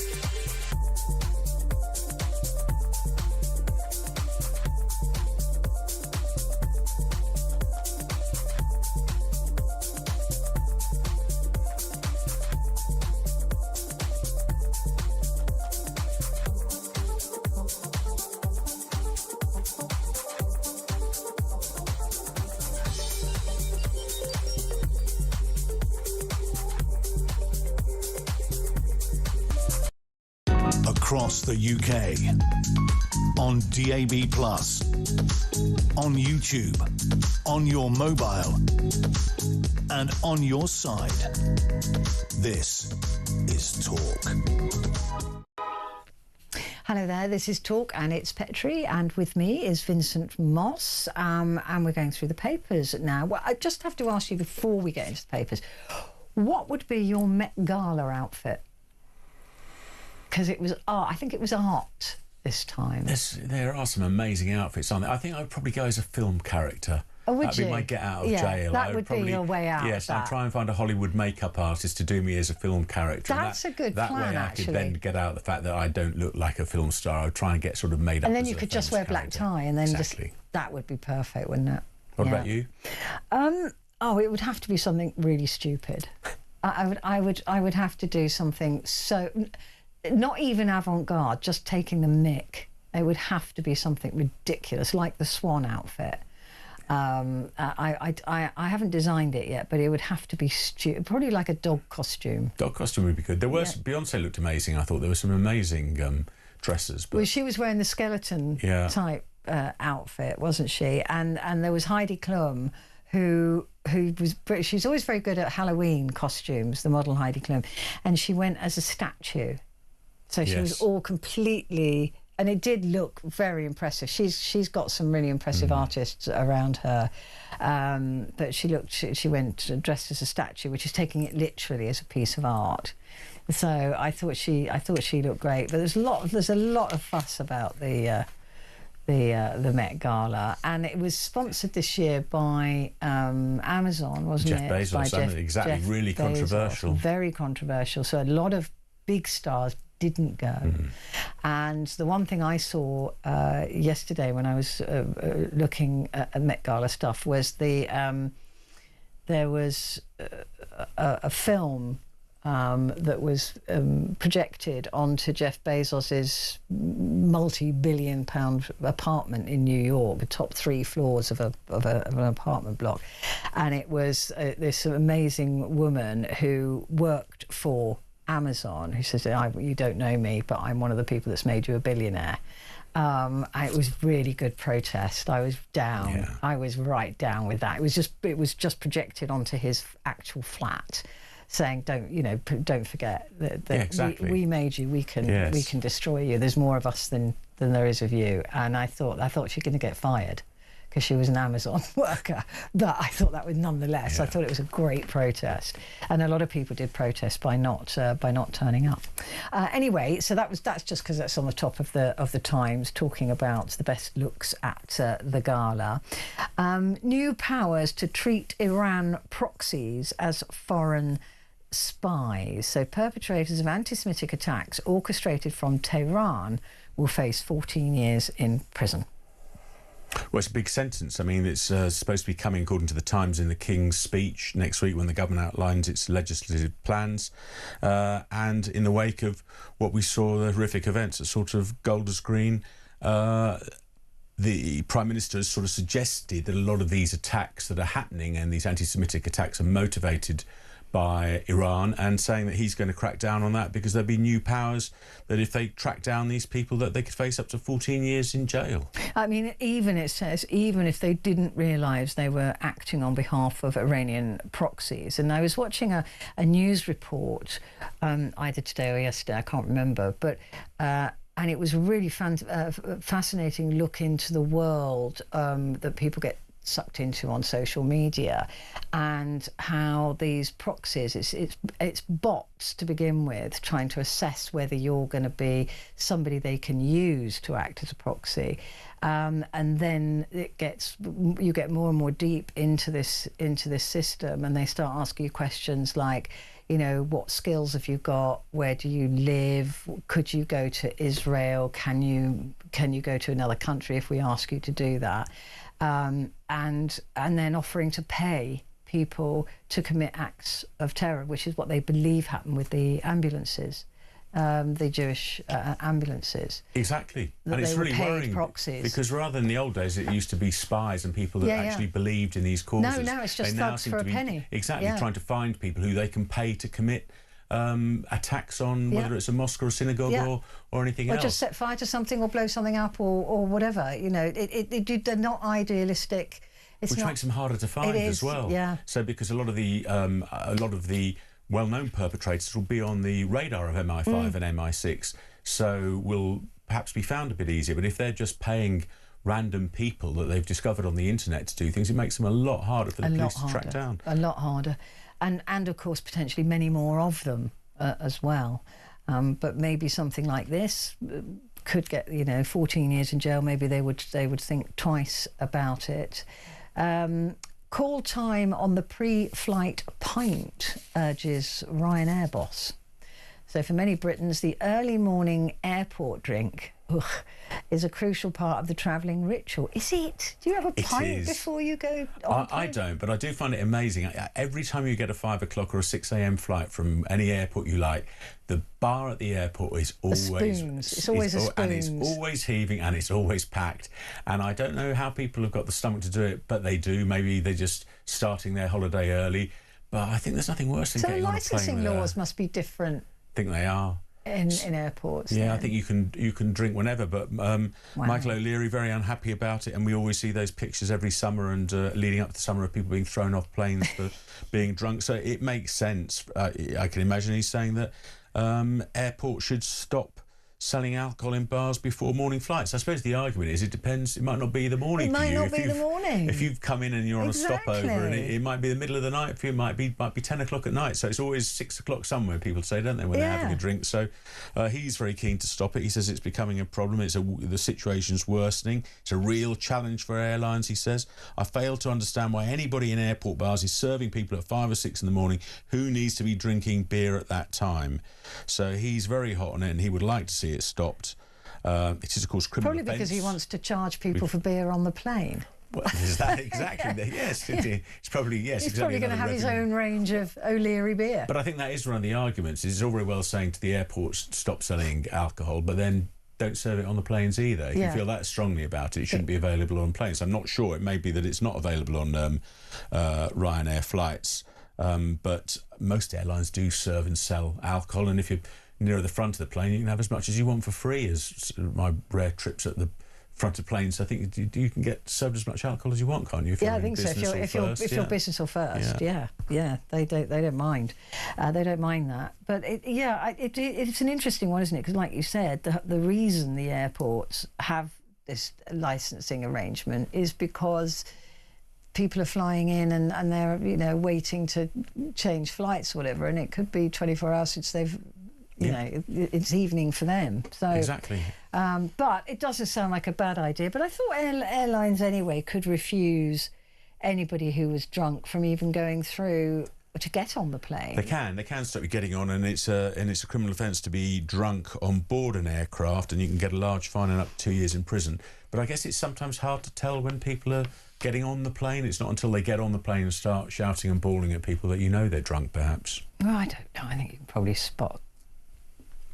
I don't know. It seems like a good idea to me to stop it, but then I don't really like going to airports or flying anymore anyway. So no, and especially when you're stuck at the airport an increasingly long time now, so it gives people, I guess, more of a chance to get drunk because they're stuck there for ages. Yeah, I just wish they would improve the food offerings at these airports. Not great, are they? And very expensive. Very expensive. Pack something before you go. Yeah. Horrible. Right, the Daily Telegraph, civil servants fake office attendants in a work-from-home scandal. They're faking attendance at work and failing to set foot in the office for years on end. That's pretty smart if you can do it. I think people have tried to get away with all sorts of scams, but they are getting caught out now because it's beyond my skill set. But I think if you are a boss, you can work out the Wi-Fi, how people, the network that people are logging on from. So if there's claimed to be somewhere and there's somewhere else, it can be a problem. But according to this Telegraph story, insiders say managers have got no control over remote staff who are taking advantage of flexible working, with one in Whitehall saying that some offices are like the Marie Celeste on Fridays. Revenue and Customs have got a problem with faked in-person working by connecting to the office's Wi-Fi from a nearby car park before returning home. So I'm not sure how that works. You log onto the Wi-Fi when you're in the car park, but presumably it wouldn't stretch all the way to your home, would it? So I don't quite understand how that works. No. But there's all sorts of scams, and the government and others are getting quite fed up with certain departments. Lots of people who are claiming to be in the office but actually finding sneaky ruses to work from home or work from somewhere else. I mean, these days with technology, it can't be that difficult. I mean, I remember years ago, I did some work for Bloomberg, and Michael Bloomberg was in New York. But the beautiful offices, I don't know if you've ever been there, it's absolutely stunning. But anyway, I would go to it, and you had to wear a security pass, and you had to wear it all the time. And so I did. Well, I didn't, because I cottoned on quickly to what was happening. But Michael Bloomberg, in his office in New York, would have every single person's name in that building, and where on a computer, and where we were supposed to be at any one particular time. And I promise you this is absolutely true. There was one young woman who was working a couple of desks down from me. It was a bit like a factory, but and she went to the bathroom, and she had just broken up with her boyfriend, so she was in there for ages, sobbing and crying, you know, all that kind of thing. Anyway, a manager was sent to find her from New York because she'd been in the bathroom for too long, by Michael Bloomberg. Wow. Yeah. And so I just used to leave my pass on my desk, and I got friendly with the security guards, so they would just let me in. So I'd pop out and have a fag. He was totally anti-smoking as well, and you weren't even allowed to smoke, which I used to do, at home if you worked for Michael Bloomberg. I promise you that's true as well. That was in your contract. You were not allowed to be a smoker. This is why he's a billionaire, isn't he? This is why he's a billionaire. But he knew where every single one of us was at any one time. and it was frowned upon if you wanted to go out for lunch. It's creepy, isn't it? Really creepy. But what I'm saying is, it's not. That was years ago, and he was lit. I promise you, he was tracking, and he got little alarms if people weren't at their desks, actually at their desk that they were assigned for that day. Well, I think there's a story about the police have started using AI to spy on police officers who've claimed to be working in the office when they've been working from home. And they can use AI to track where people have been working from, and then some of them now facing disciplinary action for claiming to be at the office when they've been at home. So there's all sorts of potential pitfalls now. There's no freedom anymore. It's all gone. It started with me when I worked at Bloomberg. It's a very nice place to work, by the way. They're very nice people, and I don't think Michael Bloomberg's running it anymore. But anyway, yeah, he was really. Oh my goodness me. And you were told about it. Don't leave your desk for too long. So I just used to slip my security pass off. Very wise. And sneak off, because I'm a rebel. I thought, you're not going to control me. Anyway, it didn't work there for long. Wonder why. Quick break. We'll be back in a moment.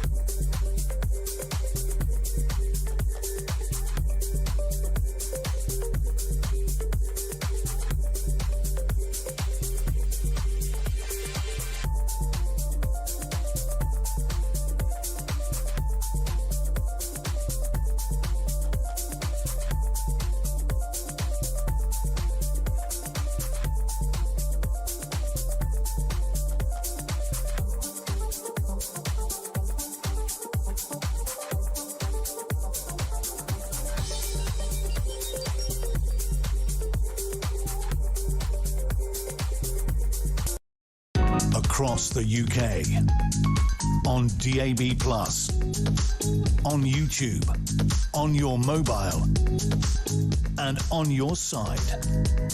This is Talk.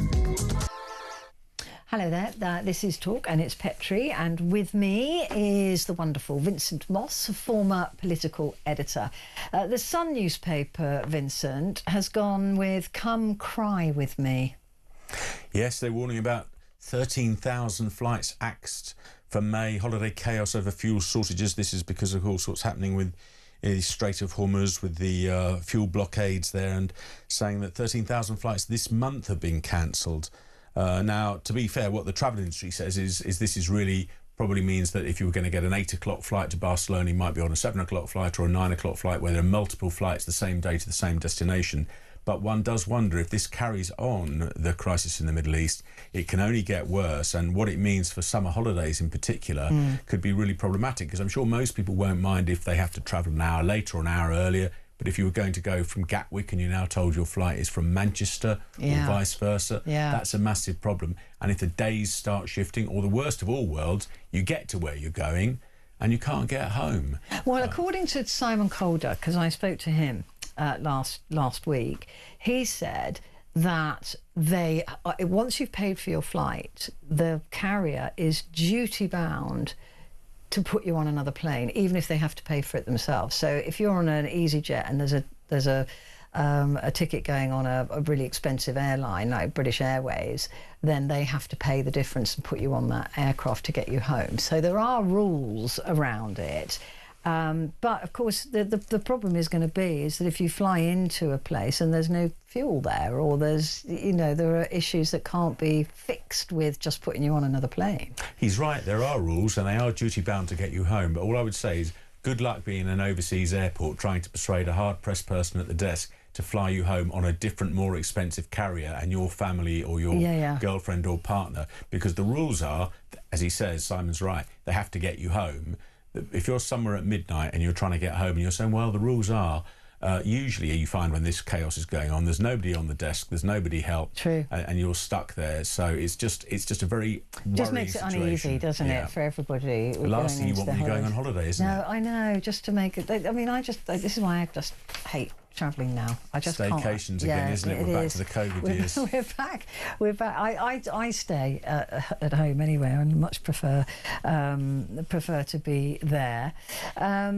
Right, the Daily Mail gone with a story about the Greens. 30 Green candidates probed now are over anti-Semitism. The millions of middle-class voters gulled, I don't know what the word gulled means, by Polanski's cuddly rhetoric need to understand is guaranteed to end in penury. I don't, that's some essay. I don't know what gulled. Have you heard the word gulled? Conned, I think it means. Just conned by his, or rooked, or taken in by. Oh, I mean, right. I've not it's heard really that a social media thing, isn't it? There's going to be thousands of candidates standing all across the country, and in all parties, some of them have said some pretty stupid and pretty unpleasant things. And the Mail is focusing on the Greens, who are very much the coming thing, expected to do well in these elections, but you could easily pick Reform, Labour or the Conservatives. They'll all really have could. They all have. that have said offensive things. The Daily Express has gone with unremovable. Many illegal migrants succeed in staying in the UK after crossing the Channel in small boats. We knew this, didn't we? Yep, I think we did. I mean, the vast majority of people who come here and claim asylum do not get deported, and the government is ratcheted up the rhetoric and said it will aim to deport more, it's seeking to deport more. I think it says that it is getting more people deported, but fundamentally the vast majority don't get deported. Yeah, I mean, I think I saw numbers akin to 200,000 coming in and 7,400 and something going out. You know, it's ridiculous. It really is, and no wonder that's such a draw to the UK. Britain's broken asylum system laid bare as figures reveal only 495 small boat arrivals from Afghanistan, Eritrea and Iran and Iraq have been deported. I mean, the government does say that the small boat figures coming in this year are down, but of course we haven't really hit the kind of peak summer months. And the new tactic of a lot of people now coming over from Belgium because the French police have upped their game a little bit. Yeah, they've got to get a grip on that somehow. The Mirror, again, with a political story, we're still only ones on your side. So that's just, and this is, I was saying this to you a moment ago, or actually before this hour started, that, you know, the rules of purdah, which is this closed period before an election, and you rightly said, yeah, but it's all about the local councils, isn't it? But the trouble is with elections now, it isn't about that anymore. It is about the main parties. So when there's a main Labour story or a main Tory story, that affects how people even vote now locally in their local elections, whereas it didn't before. People used to vote differently in local elections than how they would vote in a big election, a main election. But now it's all just politics, isn't it? Very much so. It's like, I want Reform to run the country, so I'm going to vote them. Or I want the Greens to run the country, so I'm going to vote them. It's got nothing to do anymore. People are treating every election as a general election. Exactly. And all we know for sure is that with all these thousands of seats up, is we expect Labour to lose more than 1,000 seats because people are unhappy with the government, not necessarily unhappy with how their bins are being collected locally, but unhappy with Keir Starmer, and very unhappy with the Conservatives. It's nothing to do with the local governments at all now. And that's why the beneficiaries will be Reform and the Greens, because they're seen as the protest against the two main parties. Which again doesn't automatically mean that's how people will vote come a general election. No. But it does mean what they're trying to do is get their voices heard, or at least just to say, well, this is how I'm feeling. I think it shows even more that not so much that they're not happy with Labour or the Conservatives or even the Liberal Democrats, they're just unhappy with the system as a whole. So it's a really sort of anti-politics vote. We don't like the status quo, so we'll vote for parties that aren't the status quo, and that's why Reform and the Greens are predicted to do particularly well. Well, I mean, it's only, day after tomorrow now? Yeah. isn't it? Not far off. Not far off.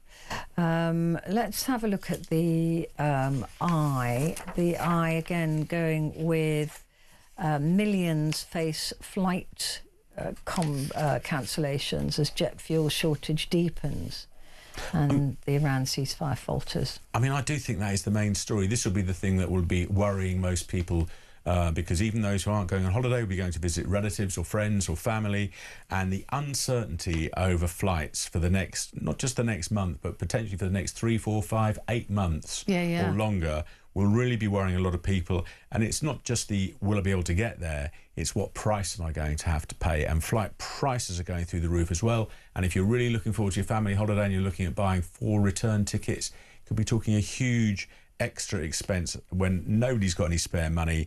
And I think the need for the resolution, people, I mean, government always talks about a war that it didn't want to take part in and it was all Trump's idea, but it's really having an impact in the UK and elsewhere. And one of the arguments is we're more exposed than a lot of other countries to this because of our reliance on jet fuel here. Yeah, indeed we are. And there are other European countries as well that are running out or running very, very low on jet fuel. And it's not something you store. So there's not like they've had, you know, great big storages of jet, because they've never had to before. It's always been very quickly replaced. So it is... And there's no sign of the Strait of Hormuz opening to a satisfactory way anyway. There's no sign of it. And the conflict could even reignite, because if America, as it says, is trying to put this protective dome over and get ships on the move, the 1,500 ships that are still trapped there and 22,000 sailors, if Iran starts firing more missiles and America reacts, then that just reignites the whole thing. The whole thing. And there's already talk of this saying that you can't free the Strait of Hormuz the way they're thinking by escorting ships out. You have to actually militarily or diplomatically get Iran to back off. And so, I don't see either of those. A real problem. And you had Rubio saying today at a press conference at the White House that he was doing everybody a favour by reopening it. And it was like, well, they only closed it in the first place because you started the war. He said, we're opening it as a gift to the world. It's like, well, you closed it. Exactly. You broke it, you fix it. You broke it, you fix it. Exactly that. Oh, it drives me nuts, that does.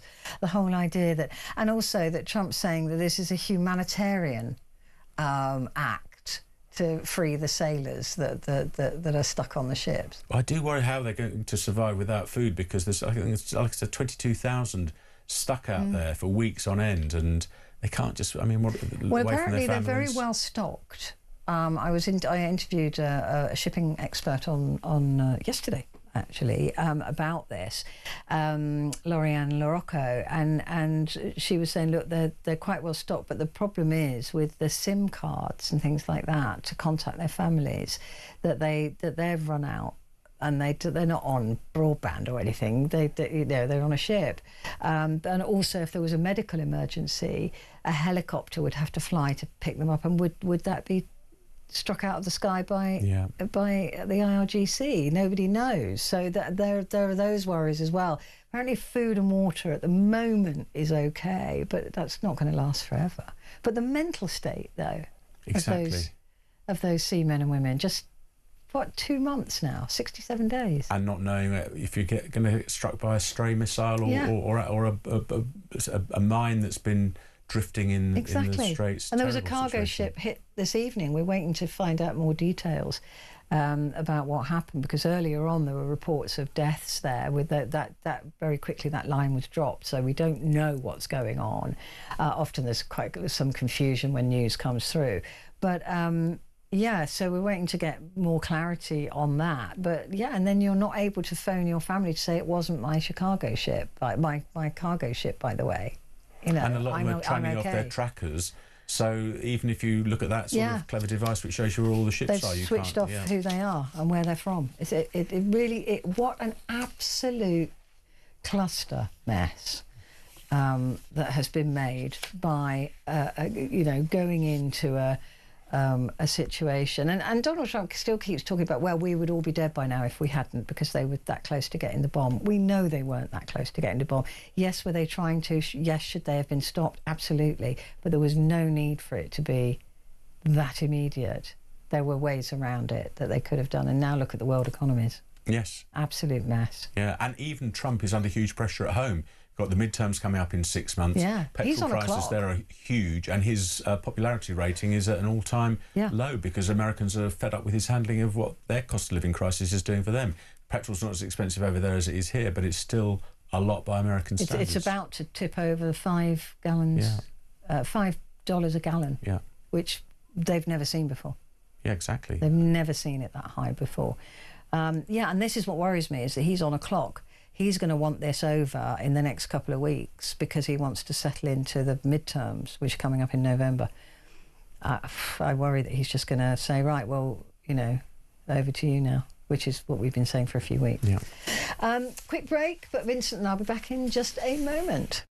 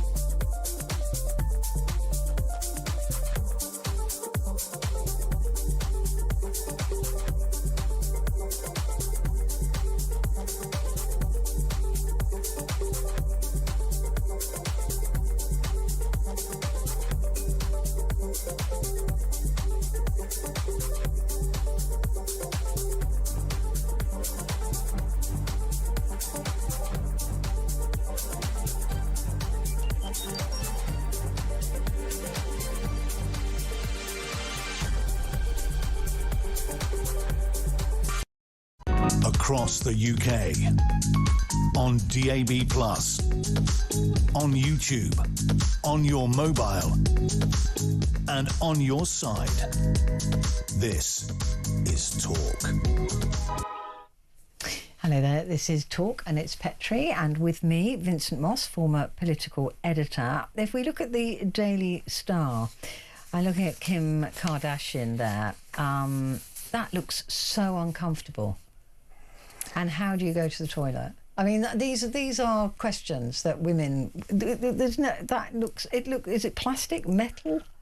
It's a very bizarre orange, skin-tight costume, isn't it? It's moulded to her body. I mean, she looks fabulous. I mean, she's a beautiful, beautiful woman. But how do you sit down in that? Well, that Met Gala, the dresses are really something, aren't they? I mean, they put the Oscars to shame in terms of the weird and wonderful dresses. I think that and the Beyonce one, and there were a couple of others. It wasn't Madonna there, I think, as well in it's a amazing black outfit, was she? Yeah, I mean, yeah, it was very, very strange, but just not comfortable. No. And I'm afraid I don't wear I would never wear heels again in my life, even though I'm only 5'2", because they are so uncomfortable. And I thought I've reached an age now where I can say sod off. I'm not doing it. I'm not doing that anymore. So, and the other picture there is of Angela Rayner, the tale of the vape. Angela Rayner quit vaping after her kids dubbed her the vape dragon. Well, it's odd, isn't it? Because a lot of the publicity pictures that have appeared, especially when she was out in a little dinghy off the coast of Brighton, with a vape. With a vape, and it looks as though she's given up vaping. Of course, it is a lot safer than smoking, but ideally, I guess you don't want to do any of it. And I mean, I don't know. Harold Wilson famously had a pipe, but most politicians don't smoke. I'm trying to think of anybody of the recent. Farage does. Probably that's a good one. They're probably the only one of the main leaders, I think, that smokes. I think David Cameron used to smoke, but may have stopped when he was Prime Minister. He may have but Gordon Brown, Tony Blair, Theresa May, I don't think Liz Truss. Well, unless they did it secretly. Exactly, secret smokers. I mean, I remember with Farage when we both worked at the same radio station for a while, he had to have breaks to go and have a fag.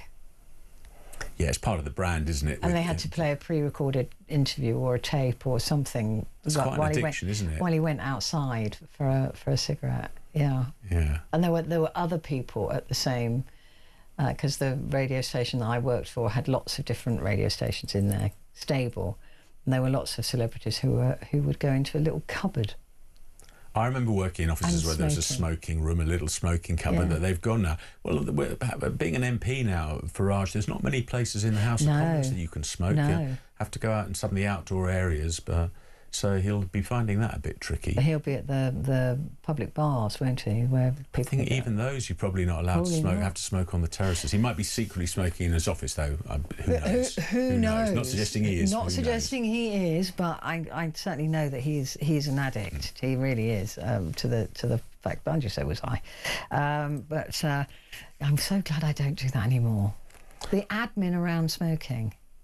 You always had to make sure you had enough cigarettes left, and then you had to make sure you had to go out before the programme, and then... Well, it didn't get much coverage, but I think this new law's come in that if you're now an 18-year-old... You'll never smoke. You're never going to smoke if you're born now. I don't know how they're going to make that work. Exactly. You know, a 50-year-old asking a 51-year-old if they'll buy them cigarettes. I mean, it's just stupid. It's weird, isn't it? It's but weird. It's a strange rule. Yeah, I just can't see it. I just can't see it working at all. OK, so the Metro has gone with a target on the backs of UK-Iran critics. Activists said lives put in danger as regime leaks personal details. This is Iranians in Britain who oppose their country's hardline regime fear they're on a kill list after their personal details were made public online. That must be really scary. Yeah, very much so. And we've seen this with supporters, people who are against Putin, and people disappearing here. And probably, unfortunately, the same thing could happen to Iranians whose details were leaked. Yeah, I mean, just because they're the ones that have come here for the freedom and are now scared. Not the least bit surprised. So The Guardian has gone with fast-track hate crime cases, the DPP tells staff. Fast-track the hate crime prosecutions after a spate of anti-Semitic attacks. I hope they mean all hate crime. Well, has it been labelled a hate crime against men against women yet? They were looking at calling it a hate crime because a lot of it is misogyny. So if they fast-track those hate crimes, that's brilliant. Well, it'd be good if they just fast-track all the cases. All hate You've crimes. got a huge backlog of cases. I mean, some trials are now being set for 3 or 4 years' time, which is including serious offences like rape, and it's just horrendous for victims that have got to wait that long to get any form of justice. But I hope they mean to fast-track all hate crimes. That's the important takeaway there. And the Financial Times goes long-term borrowing costs highest in decades as prolonged inflation looms. Great, that's something else just to be upset about, isn't it? And this is all obviously this has been since COVID. Then you've got the Russia-Ukraine putting pressure on inflation, and now this major issue in the Middle East as well.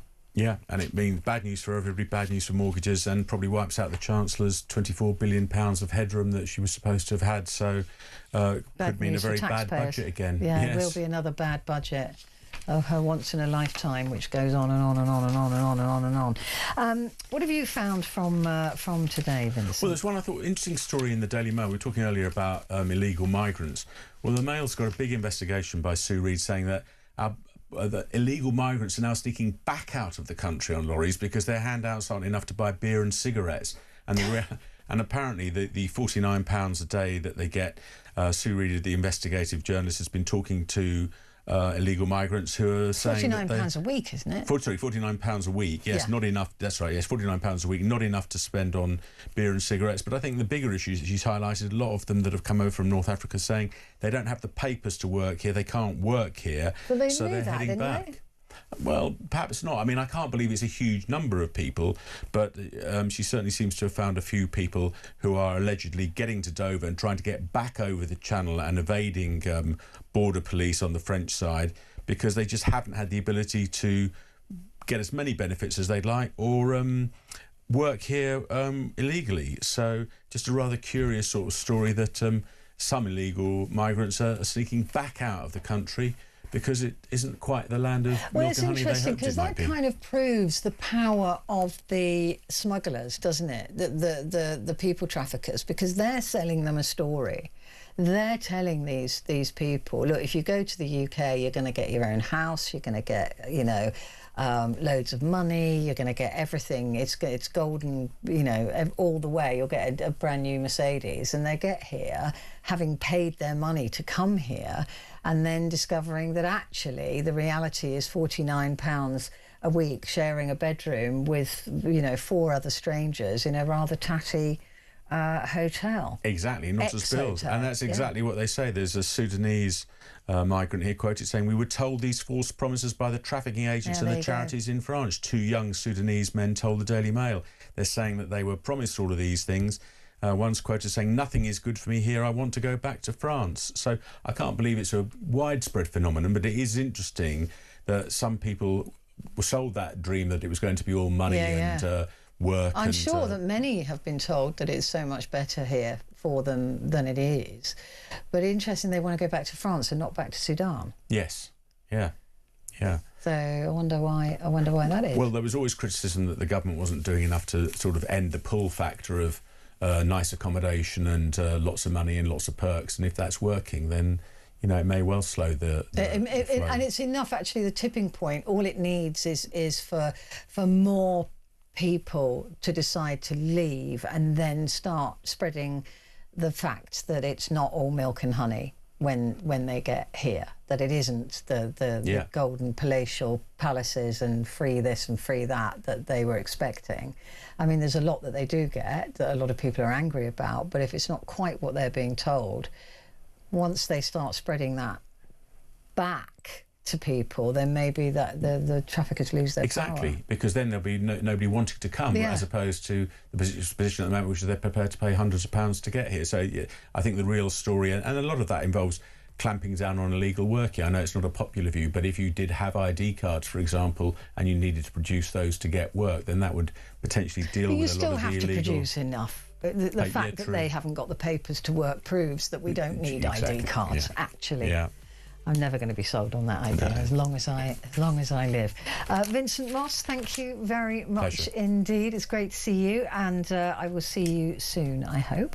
And coming up with you, of course, it's Talkback. Is it time? And I'll explain more, but is it time to draw a line under looking for Madeleine McCann? Give me a call, 0344 499 1000.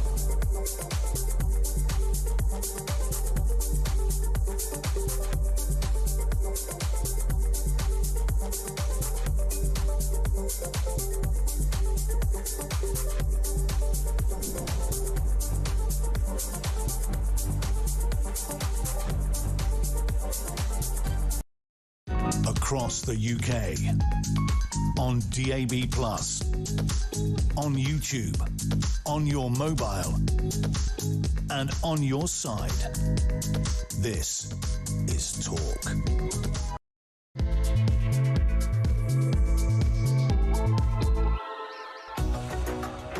Hello, good morning and welcome. It is Petrie here with you for the next hour, and this is the Talkback Hour. Before we get into the topic of the day for Talkback, I just want to address this from Kaz. She said, Petrie, I spoke to you a while ago about my alcoholism, and you were right. I'm seriously vitamin B1 and B12 folate deficient. The doctor says I've had it for a long time. And that's, we were talking because about alcoholism, and I said, you need to get your vitamin B levels checked because it can be devastating for your brain. And she said, I have to ask, how do you cope with yours being a broadcaster? Feel free not to answer if I'm being too nosy. It isn't me that's the alcoholic.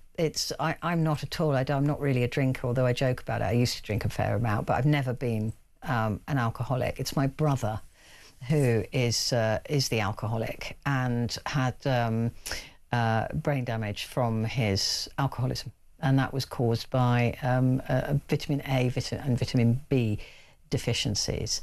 So I hope it's helped you. I hope that that helps anybody who's a drinker. If you are a drinker, try and take vitamin B and vitamin A because they help protect your frontal lobe. And I wish I was able to give my brother that advice before the damage was too far gone. So there you go. So if you drink, take those vitamins as well. It may not protect you from the alcoholism, but it may just protect your brain. So I just wanted to cover that. So onwards now to our topic of the day. And it's 19 years since Madeleine McCann went missing. And she has got to be the poster girl for all missing children, except that she's the only one we really remember, isn't she? I mean, Ben Needham, I do remember after he was taken, I think he was with his grandparents, wasn't he? Taken off a Greek island in Kos, never been seen again. And like I said, I've interviewed his mother a couple of times. But there are so many children that go missing, and yet the Home Office is still funding the search for Madeleine McCann, and the Met Police are still working on the Madeleine McCann case, albeit at a reduced level now. But still, there's money going into continuing this search for her. She's still considered a missing person here in the UK, whereas in Germany and in Portugal, she is presumed to be dead. That is not the presumption of the Metropolitan Police, although it may be their belief, it is not their actual presumption. So it's just interesting to me that after 19 years that this search is still being funded. And the reason we're talking about it is, A, that it is almost exactly 19 years ago since she went missing. It was May the 3rd. But also that the Met Police are now looking into this guy called Christian Bruckner, who was a horrible, disgusting person, a rapist. He raped a pensioner around the area of Praia de Luz at the same sort of time as Madeleine McCann went missing. When he became a person of interest, they discovered that he had a lot of child pornography-related stuff. And so it is assumed that he is responsible for the removal or the kidnap of Madeleine McCann. And he also, when he was in prison, he served 7 years in a German jail.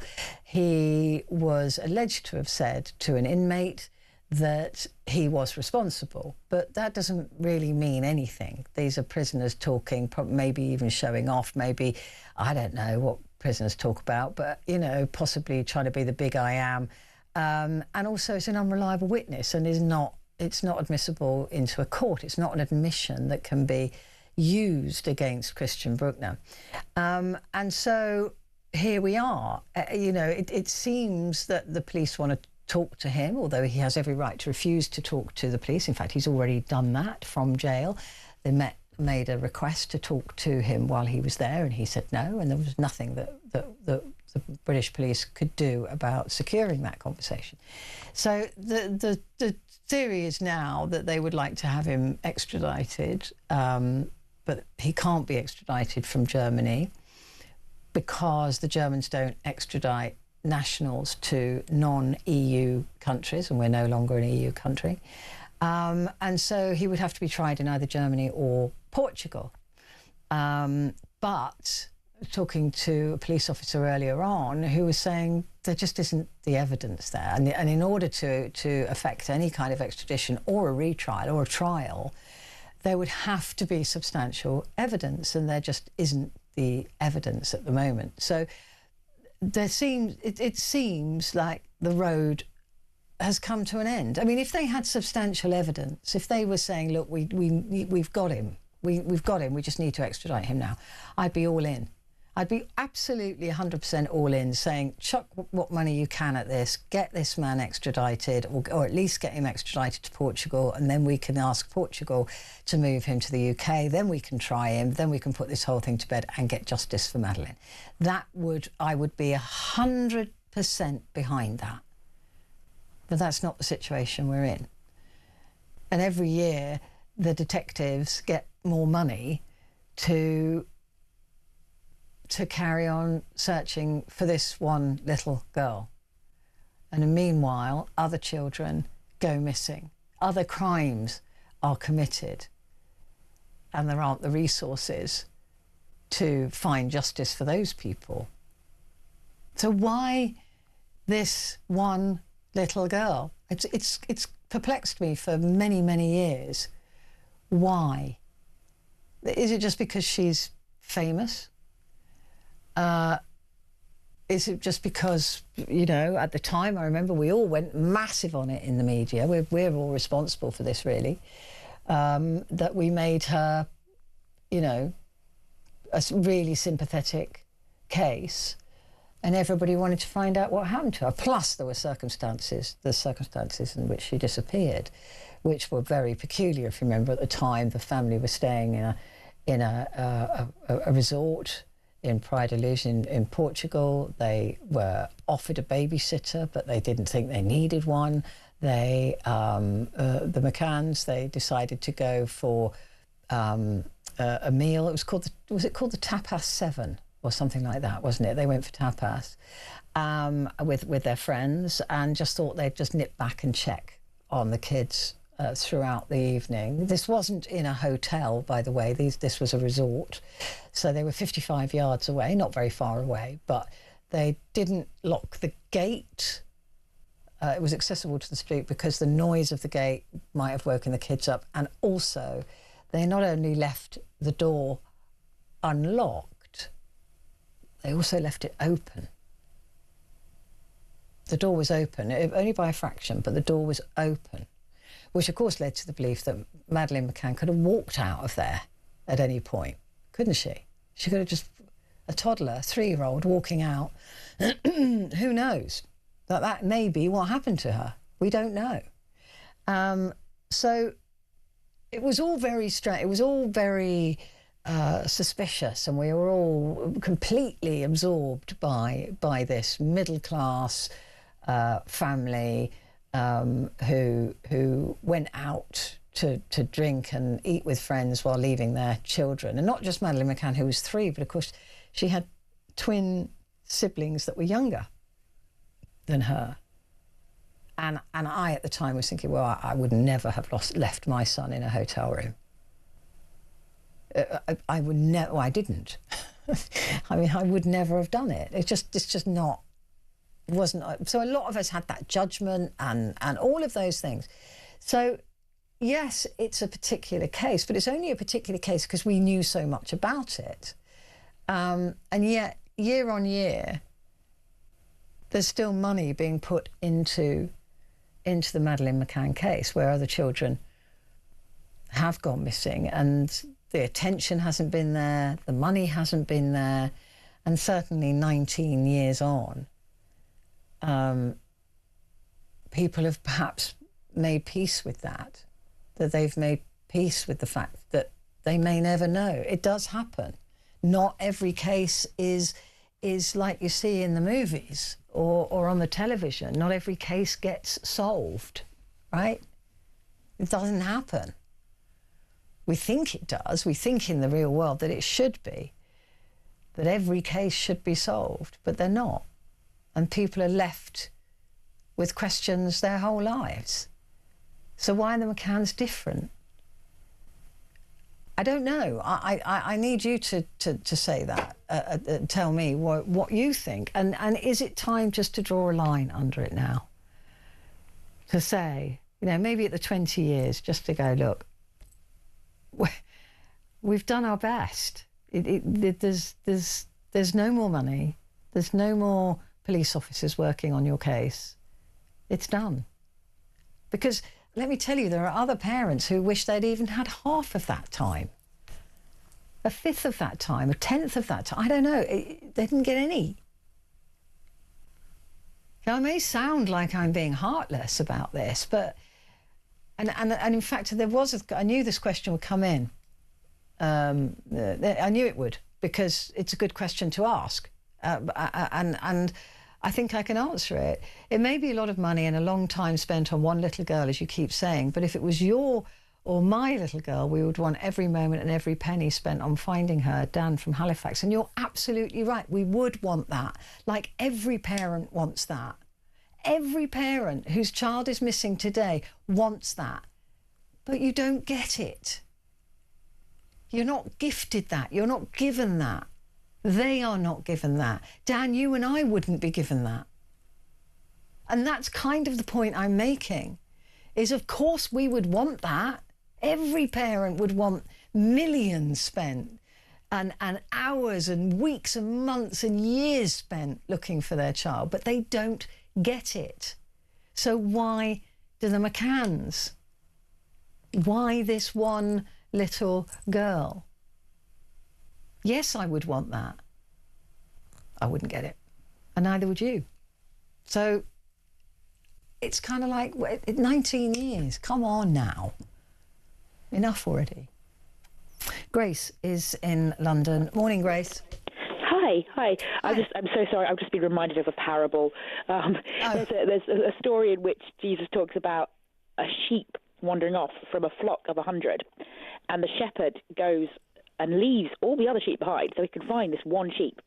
And people would think that that was a bit ridiculous, because it would make more sense to look after the 99 sheep. But he goes after this one sheep, and Jesus is saying God is like that in the way that he loves each person, each human being individually.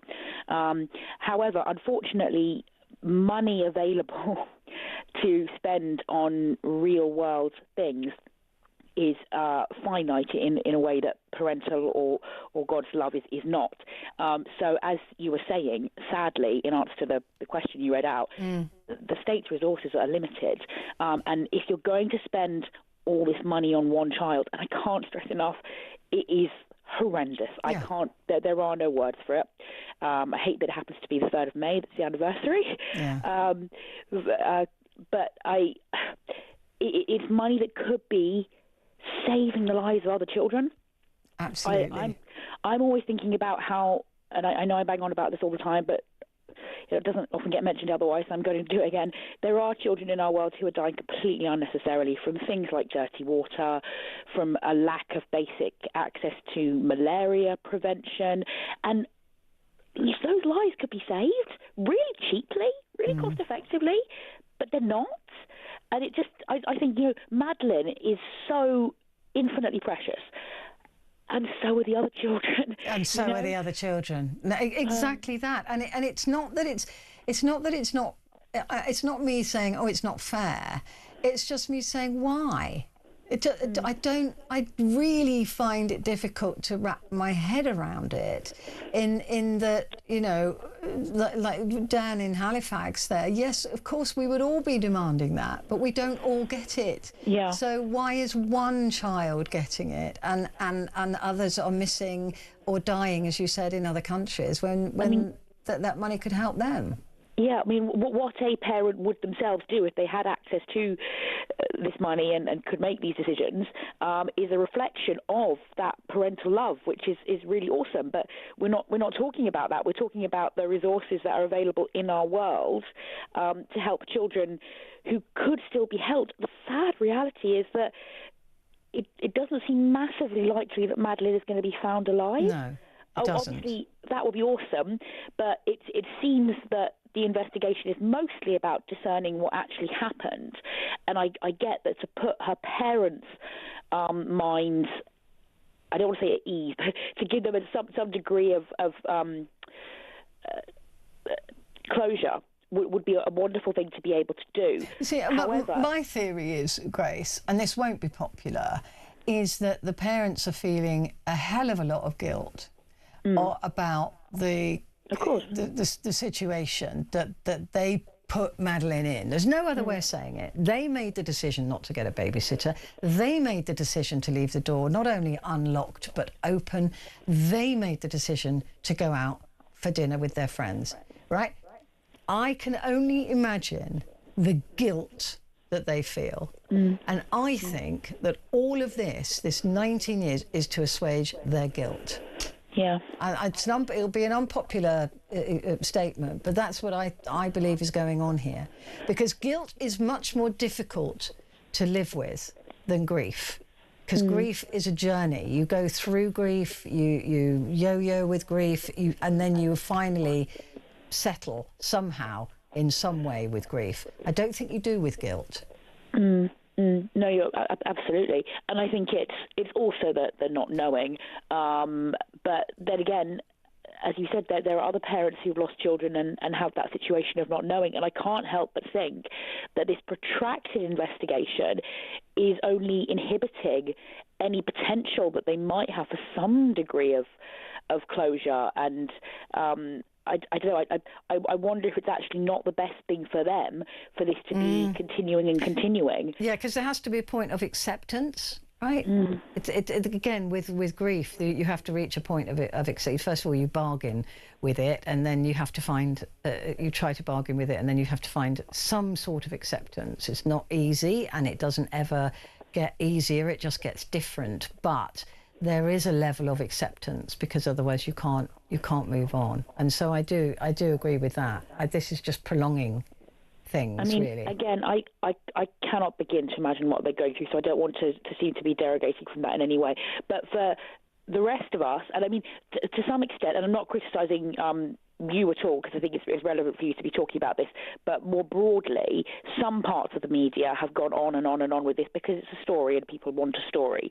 But I think actually it would be much better for some of those newspapers maybe to actually spend more of their time telling people about how we have the potential to save children's lives. You know, that's actually really exciting, you know, that we have the power to help, you know, because it's so cost effective to help the world's most disadvantaged children. You know, most people could afford to save a child's life.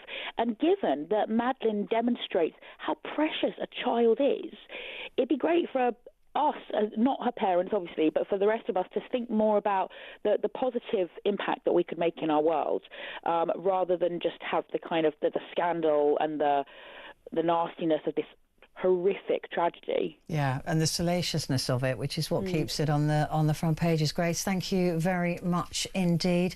Got to take a quick break, but I will be back in just a moment.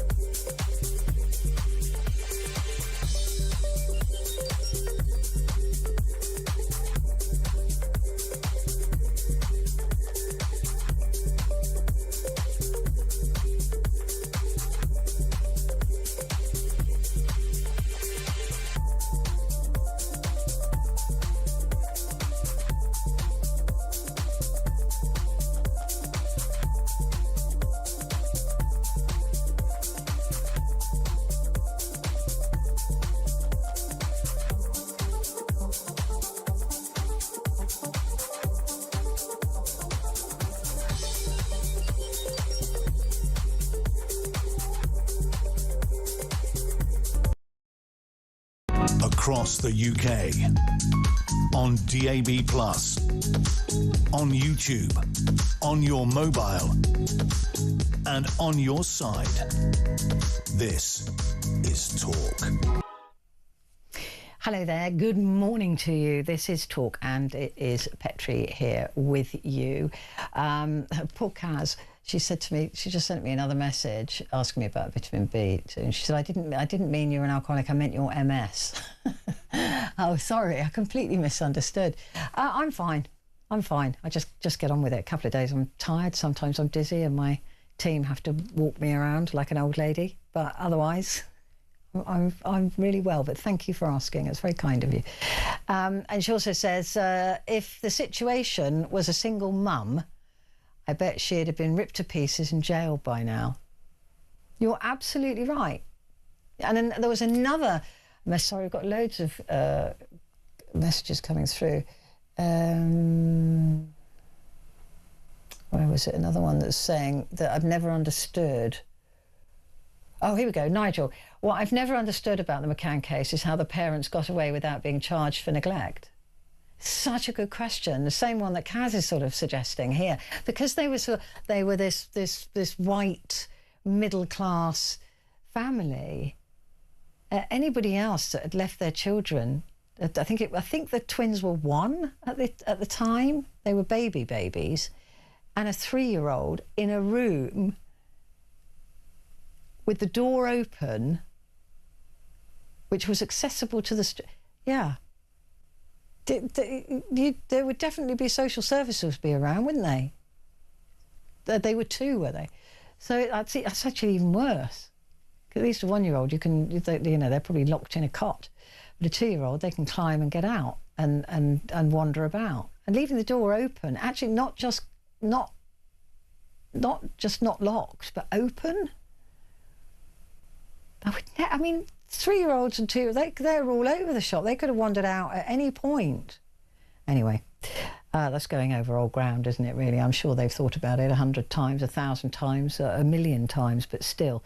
Nonetheless, before we get to your calls, just want to let you know that Donald Trump has announced that Project Freedom, that is the US's effort to safely shepherd ships through the Strait of Hormuz, will be paused for a short amount of time. The president has said the decision had been taken to see whether or not an agreement with Iran can be finalised. He added that the announcement was following a request from Pakistan and other countries. But I wonder if it's got to do with earlier on a cargo ship was hit in the strait with the UK MTO saying the vessel was struck by an unknown projectile. So it's still a mess. What a shocker. We're going to have to wait longer for the gift of having the strait reopened, I think. A little while longer. Anyway, let's get back to the course. We're talking about Madeleine McCann, and 19 years since she went missing. And 19 years ago today, we were a couple of days into it. It was absolutely everywhere. It was the biggest story in town. Everybody was talking about it. I absolutely remember it. We were wall to wall. I think we went rolling on it, actually, which means that every programme for every show did the same story. We just rolled with it. I'm pretty sure we did, because it was major. It was a major news story. So, and phone-ins and things like that. So it was a huge deal. And the Madeleine McCann story, I don't think there's anybody of a certain age who doesn't know who Madeleine McCann is. And there's probably people who much younger than us know who Madeleine McCann is, because she's never really gone away in terms of publicity.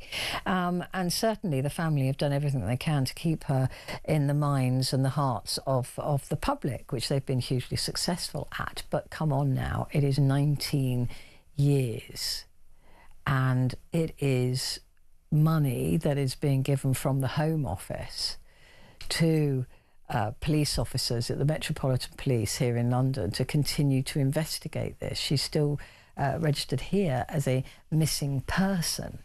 And I suppose without a body, that's the way it will be seen, even though the police behind the walls are pretty much agreed that they don't think that she'll turn up, and that this is it now. And yet they've just got another tranche of money. It's £86,000 to see them through the next year. But last year they got 110,000. The year before, they've been given this money when other crimes and other missing children are not being investigated because they just don't have the funds. They can't afford it. We can't afford it. So why are we still looking for Madeleine McCann? And I am sorry. It's a horrendous thing to happen. Awful. But I stand with what I said to Grace. That, I think that those parents must be carrying around so much guilt. I mean, as a parent anyway, you feel guilty about everything and all the time anyway. But we all put ourselves in their shoes, didn't we? We all went, oh God, I don't think I would have done that. I don't think I would have left my kids. Well, I know I wouldn't, because I never did. In a hotel room, let alone a building that's not attached to a hotel. It's a part of a resort. So I think that guilt drives a lot of what has happened, because you would just feel, well, you'd never get over it. That's just as simple as that. But should we still be looking for Madeleine McCann 19 years later? Andrea is in Coventry. Morning, Andrea. Hello there. Hello there. What do you think about this? Oh dear. Goodness me, kill me now, Petrie. Yeah. Yeah, so the only victim in this is poor little Madeleine, isn't it? Yeah. And her siblings. Yeah, it must be shocking for them. I mean, yeah. I mean, and the parent, but the guilt they must live with, like I was just saying, is just horrendous, right? Well, yes, but it's guilt. I just feel that, the most perfect-looking child, she was beautiful, wasn't she? Really, yeah. We have to say that. And the most perfect-looking parent, imperfect parents, in my view. Yeah. Both being doctors. What they wanted to do. Yeah, both being doctors, smart, educated, wealthy. Yes. All of those things. But maybe that's why this story resonates so much, because we all went, I wouldn't have done that. Now, I used to work for Children's Services. I've given evidence in court many times, in family court. And I can, in my view, I can't state it as a fact, but my view is that better looking parents did better in family court than lesser looking parents. And I'm not surprised. In my view. Because I remember being in court for many hours, being cross-examined in Children's Services with a very attractive woman who had fairly good vocabulary, played it out, actress, there's no such word, is there? But, performed the whole thing. And she was literally smashing it. I remember being in court with parents who didn't have those attributes, and they were buried. Now that's, for me, it's kind of our fault. It's the system's fault. It's about looks, presentation, status, and it's wrong. It is wrong, and it's really fascinating psychology, isn't it? That people are presumed to be better people if they're better spoken, or they're better people if they're better looking. Yes. But that doesn't add up at all. And interestingly, a couple of questions saying, if that had been a single mother that had done that, left her kids. Yes. To go and get drunk with friends, then that the other children would have been removed. There would have been a court order, would have been removed and likely, almost certainly fostered and then likely adopted. So, I mean, again, that is a really interesting point, isn't it? And Nigel's saying, I never understood why the parents got away without being charged for neglect, because again, I suspect if that was another kind of family, that I think they would have been. Couldn't agree more with Nigel. Well done, Nigel. Isn't that interesting? I mean, I did wonder whether that it was because it happened in Portugal, but still, when they got home, social services would have wanted a word, wouldn't they? Oh no, the Pope had a word with them, didn't he? I think he did, actually. But do you think that if you came back from holiday minus one of your children, under those circumstances, would social services then want to talk to the parents about the other children and see if they're safe?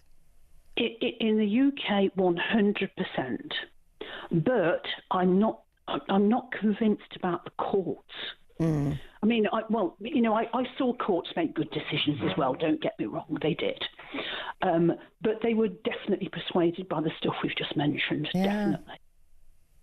I mean, the 2 tiers, 3 tiers justice system, but particularly in family court, I would suggest is relevant, because these if this was a young mother who, like I said, went out drinking with her buddies and left, even in a locked flat, she would be in trouble, right?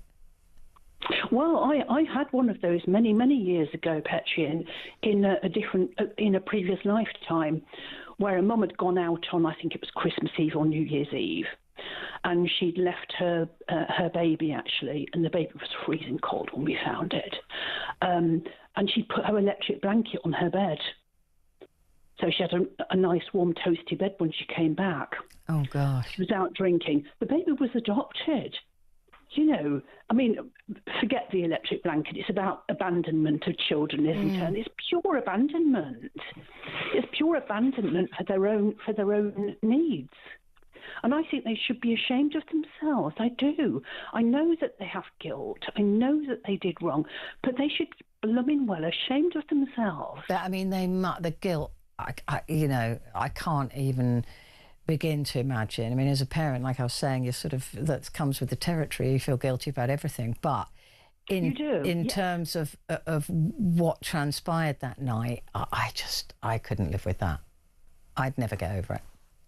Well, God, I don't know. I don't know what I'd do. No. But I know what they should do, and that's step down. So this needs to stop now. Righteous. Do you think this needs to stop now? Righteous behaviour from people who have wronged their children. Yes, I do. I think they need to step down. Yeah. I think it's funny because they have so many people felt such sympathy for them that they've never really the table has never turned on them. Do you know what I mean? I don't get it. The people have never gone, oh, okay, right, well, you were wrong. You did the wrong thing. I certainly don't remember any sort of press turning on them or anybody else turning on them. Do you? I don't remember. Yes, I do. I remember Julia Hartley-Brewer. Oh, well, yeah. Who I love. Yeah. Said about the money that was being spent. She said, guess what would have been cheaper? Babysitter. Yeah. Yeah, I mean, it is brutal, but, we've all, those of us who've got kids know that we wouldn't have done that. We just wouldn't have done it. It's as simple as that, and I know that. I do. It's just one of those things, isn't it? But I wish them peace, but I think they're only going to get that peace when they put this down, when they stop. I think they've got to find a way to find peace with this. Andrea, good to talk to you. Brilliant call. Thank you very much indeed for that. Now, quick break. Back in a sec.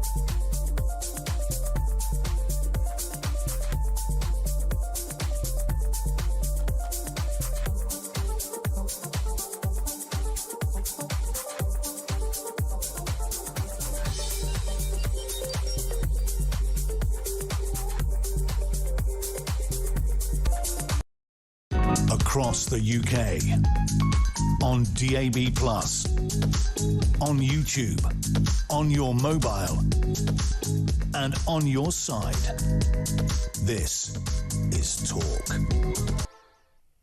Hello there, this is Talk and it is Petrie here with you, and we're discussing Madeleine McCann because it's 19 years since she disappeared, and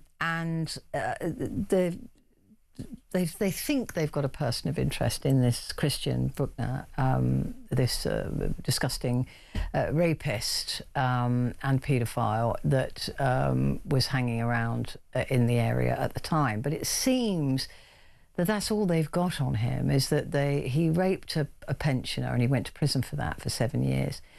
And when they were investigating him, they discovered some images of child sexual abuse, and so people are sort of saying, well, you know, what are the odds on two people like that in the area at the same time? You know, maybe he took Madeleine McCann, but that seems to be as far as that goes. There's no evidence, there's no proof. There's a couple of, you know, phone cells that say that he was nearby, but not at the apartment, because that would be evidence, right? There wasn't evidence of that, but that he was in the area with his mobile phone, and that in a conversation with a cellmate, he said that he did it, but that doesn't mean anything either, and it's inadmissible and it's not evidence. So it's a really, look, I don't believe in coincidences. You know, the chances of two people being around like that, I don't know, I'm not a statistician, but I'd be looking at him as well. But it doesn't mean they've got any evidence to prove that. And that's the latest thing for the McCann case, is to try and get this guy to answer questions, which they can't compel him to do. He's a free man now. He served his time and he's released from German jail last September.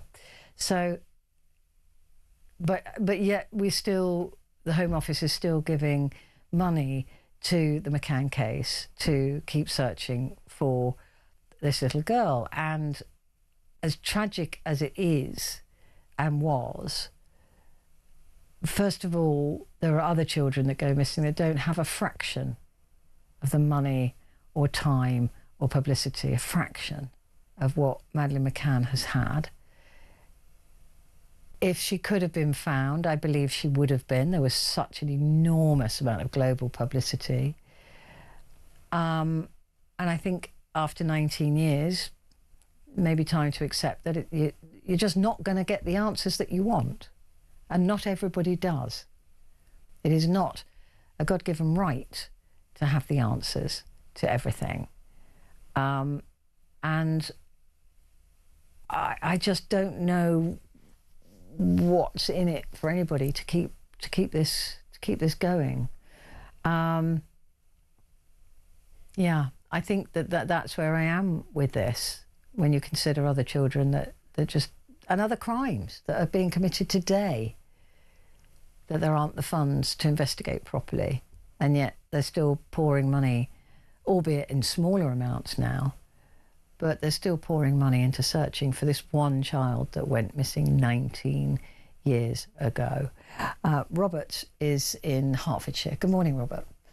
Yeah, good morning. It's a real dodgy one, really. I mean, I feel quite close to this case because we was actually on holiday when Madeleine went missing. And when they first, I got a granddaughter who's roughly the same age, and she's the image of my granddaughter.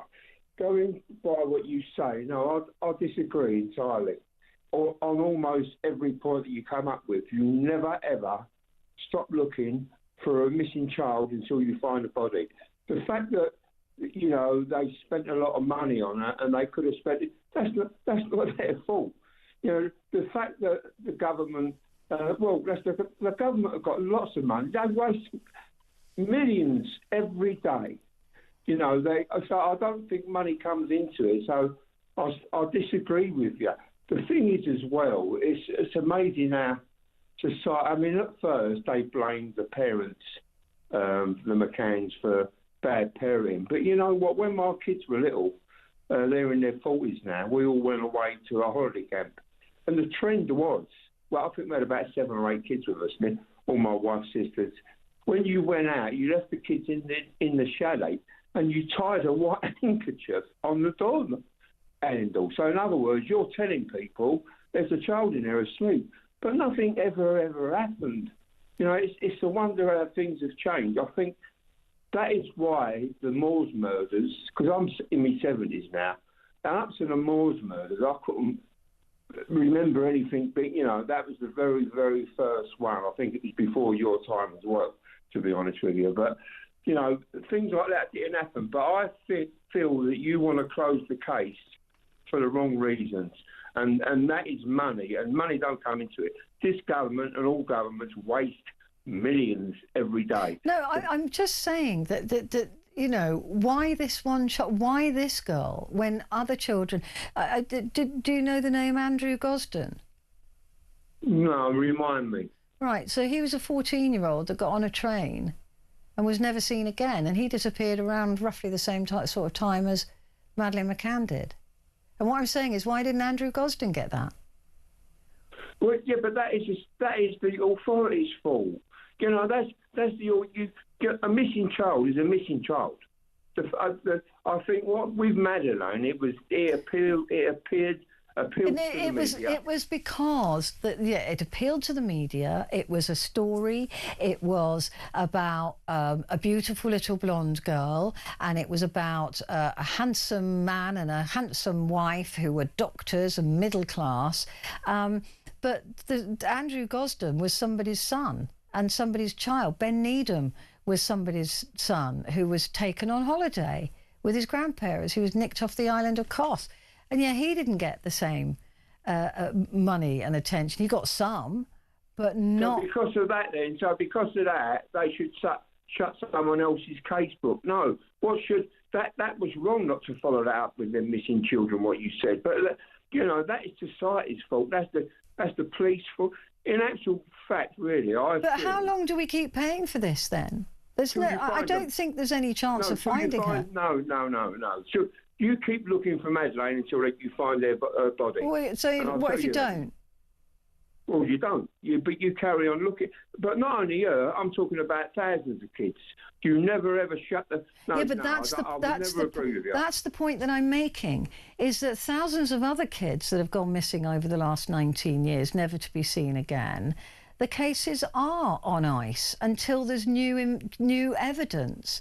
So they're not looking for them, but they are actively looking for Madeleine McCann. They've actively got her case file open, whereas other case files of other missing children are being told that they're closed until there's further evidence. So yeah, that's wrong, but you shouldn't judge one case on another case. They should all be kept open until you find... Yes, but the resources then to constantly keep looking, you know, for Andrew Gosden, who went missing at 14 years old. You know, the resources to every year to get more and more money. It's just, there has to be an acceptance that after 19 years, they're not going to find her. No, you've just waved the red. I love you to bits, but you just waved the red flag at me because you're saying resources. Listen, this government and subsequent governments waste millions every year. I'm not even going to go into what they're wasting. You know, no, I agree that they absolutely burn money. But even if they didn't burn money, there are crimes happening today that are not being adequately resourced. And yet we're still resourcing a crime that happened in Portugal 19 years ago. No, I do understand that, but I just feel that all the other missing kids should have the same treatment and the same exposure. I agree. I agree they should, but they don't. Well, yeah, but that's not their fault. That's society's... Mate, do you know what I think should happen? They should have a bureau that's got nothing to do with the police at all. All retired policemen and people professionals, and they should fund them. It shouldn't be left to the police because they can't be trusted. Right? I like that idea. I like a missing persons bureau that could just spend time just doing that. I like that idea. Yeah, not politically motivated. Yeah. affiliation to any politics, and top professionals, all people who are probably retired or, you know, who know what they're doing. And I feel it's got to be a bit easier nowadays, what with the internet and what with, you know. You would hope so, wouldn't you? You would hope so. But I like that idea. I just want it to be fair, Robert. You know me, because I know that there are people with their children missing who are going, well, what about us? You know, we had to give up after 5 years, or we had to give up after 6 months, or, you know, and yet this goes on. And you're right, it's not the fault of the McCanns, but nonetheless, there has to reach a point where we say, look, maybe this just isn't going to happen for you. Well, the thing is, with the McCann's case, and what you highlighted, you started talking about the paedophile that they, you know, the suspect. Hang on a minute, let's find her first. She don't even know she's dead. So there's a lot of things. There was a lot of publicity going towards the paedophile suspect. But, you know, the first thing to do is to look for, you know, Madeleine. Well, they have. Yeah, and even the German police did a big search last year in Portugal with the Portuguese police. They'd searched all building, everywhere he'd been, everywhere. There was images of the police out there searching and searching and searching. And they've searched for 19 years and they have found nothing. No, I mean, I'll be honest with you. Me and my wife, when it first happened, we argued all the time. My wife, first of all, suspected the McCanns, as I expect lots of people. Lots of people, yeah. I mean, and I don't think I think she was murdered very near the abduction. That's what I feel. However, we don't even know she was abducted. The door was left open. She could have wandered out. You know what 3-year-olds are like. Well, it's bad parenting, you know, but like I said to you, the world has changed. And, I mean, even hanging the handkerchief on the chalet door used to happen when I was a kid, and I'm in my 70s now. But nothing ever ran to them children. We used to go in the dance hall having a jolly up, and we used to take turn each to go back and look at all the, check the chalets. But you used to walk along where all the chalets were. Well, that's basically what the McCanns did with their friends. They took it in turns to leave the table and go and check in. But I don't know. Put your hand on your heart, right? Have you ever been in a group of people? Well, I know you've got one boy, but have you ever been in a position where you've left your kid alone? No, never. Not once. Hand on heart. Never. I don't think we have, actually. Yeah. With babysitters. It just wasn't worth the risk. It was just, I would just never do it. Especially not on holiday. Maybe at home it might be excusable while you run across the road and get a bottle of milk. But, you know, you're talking about having a jolly up in a restaurant while your kid's in a villa. Yeah. It just doesn't sit with me. Yeah, no. And the guilt you would feel after what happened as well. I mean, it's a horrible story. It's horrible. And with all the resources in the world, it would be fantastic to continue looking. But I'm not convinced this is the right way to go for them either. Robert, lovely to talk to you. See, we always fall out, but always get on. It's great. I love that. I've got to take a break. Back in a sec.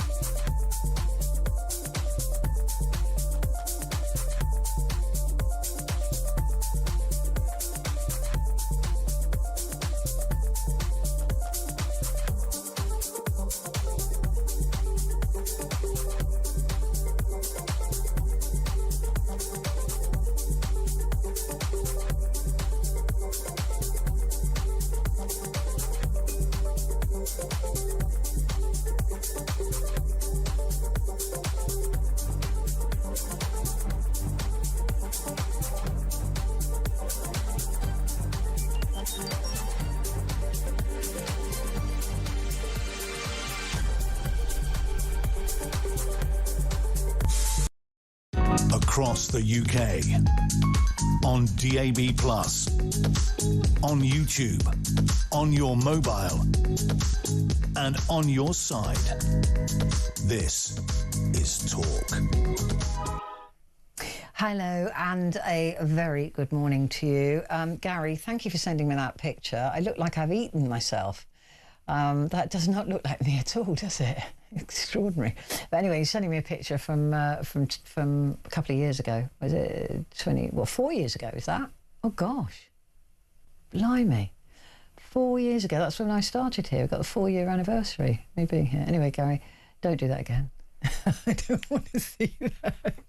I have changed a lot since then. You're absolutely right. But anyway, thank you very much indeed. Kathy says, the thing that gets me about this case is the parents were never interviewed by social services because I believe the parents were doctors and middle class. It was a case of neglect. Yeah, it's really interesting that side of it as well irked me. I mean, maybe they were interviewed by, we don't know, do we? Maybe they were when they got home. Maybe they did keep an eye on them. I don't know. But we certainly weren't told about it. And Sarah Jane has said, being from Liverpool and seeing them in CNA, I've always watched documentaries about the Walton sextuplets. What people will not know is that in this country, somebody else had sextuplets, but unlike the Waltons, this mother got no free carrier, etc. Why? Because one of the babies had cerebral palsy, like myself, and needed to be in a specialist seat during a photo shoot. The photographer left when he saw the baby who had cerebral palsy. That wouldn't happen now, but at the same principle as a blonde, beautiful Madeline going missing and getting so much attention at the expense of other missing children. And that's from Sarah. It's a good point. It's a really good point. If you're just not photogenic or you're not the right story, you just don't get the publicity. Right, so Alison is in County Antrim. Good morning. Good morning. Hello again, Patrick. It's good to speak to you. I love your accent. It's just so wonderful. Oh, thank you. Right, what do you make of this? Look, it is a tragic case, and we all feel really sad for the McCanns, right? But 19 years. Yeah, isn't it hard to believe that it's been that long? Really is, isn't it? She'd be 23 now. Yeah. Yeah. 22. I was due my daughter Abby. I was due Abby on the 26th of May. Right. That year, 2007. And I can remember when Madeline went missing. And it just stayed in my head that whole time leading up to the 17th. She was due on the 26th of May, and I had her on the 17th of May. Wow. So she was 9 days early. But, it stuck with me it stuck with everybody. All that time. I can actually remember we went to Callalonga in Ibiza that year. She would have, Abby, our daughter, would have been about 5 months old at the time. But do you know when you walk in somewhere, like into a hotel on holiday or like a restaurant or somewhere, but there was this kind of like everybody was keeping an eye on their kids. Wow. Do you remember all that back then? Yeah. It stood out very clearly for me. I don't know whether it was because I was, it was my second child and it was just like maternal feelings kicking in. And therefore I was so much more aware of everyone and everything, the environment around me. But everybody just seemed to be like really hyper protective of their kids.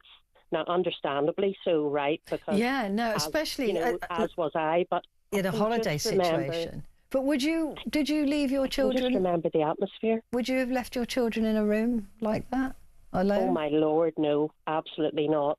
Never in a million years. No. Never in a million years. And my late mum and dad. I mean, my dad at the time, he said, "Oh my goodness, all that just for the sake of going out for a bite of dinner." I know.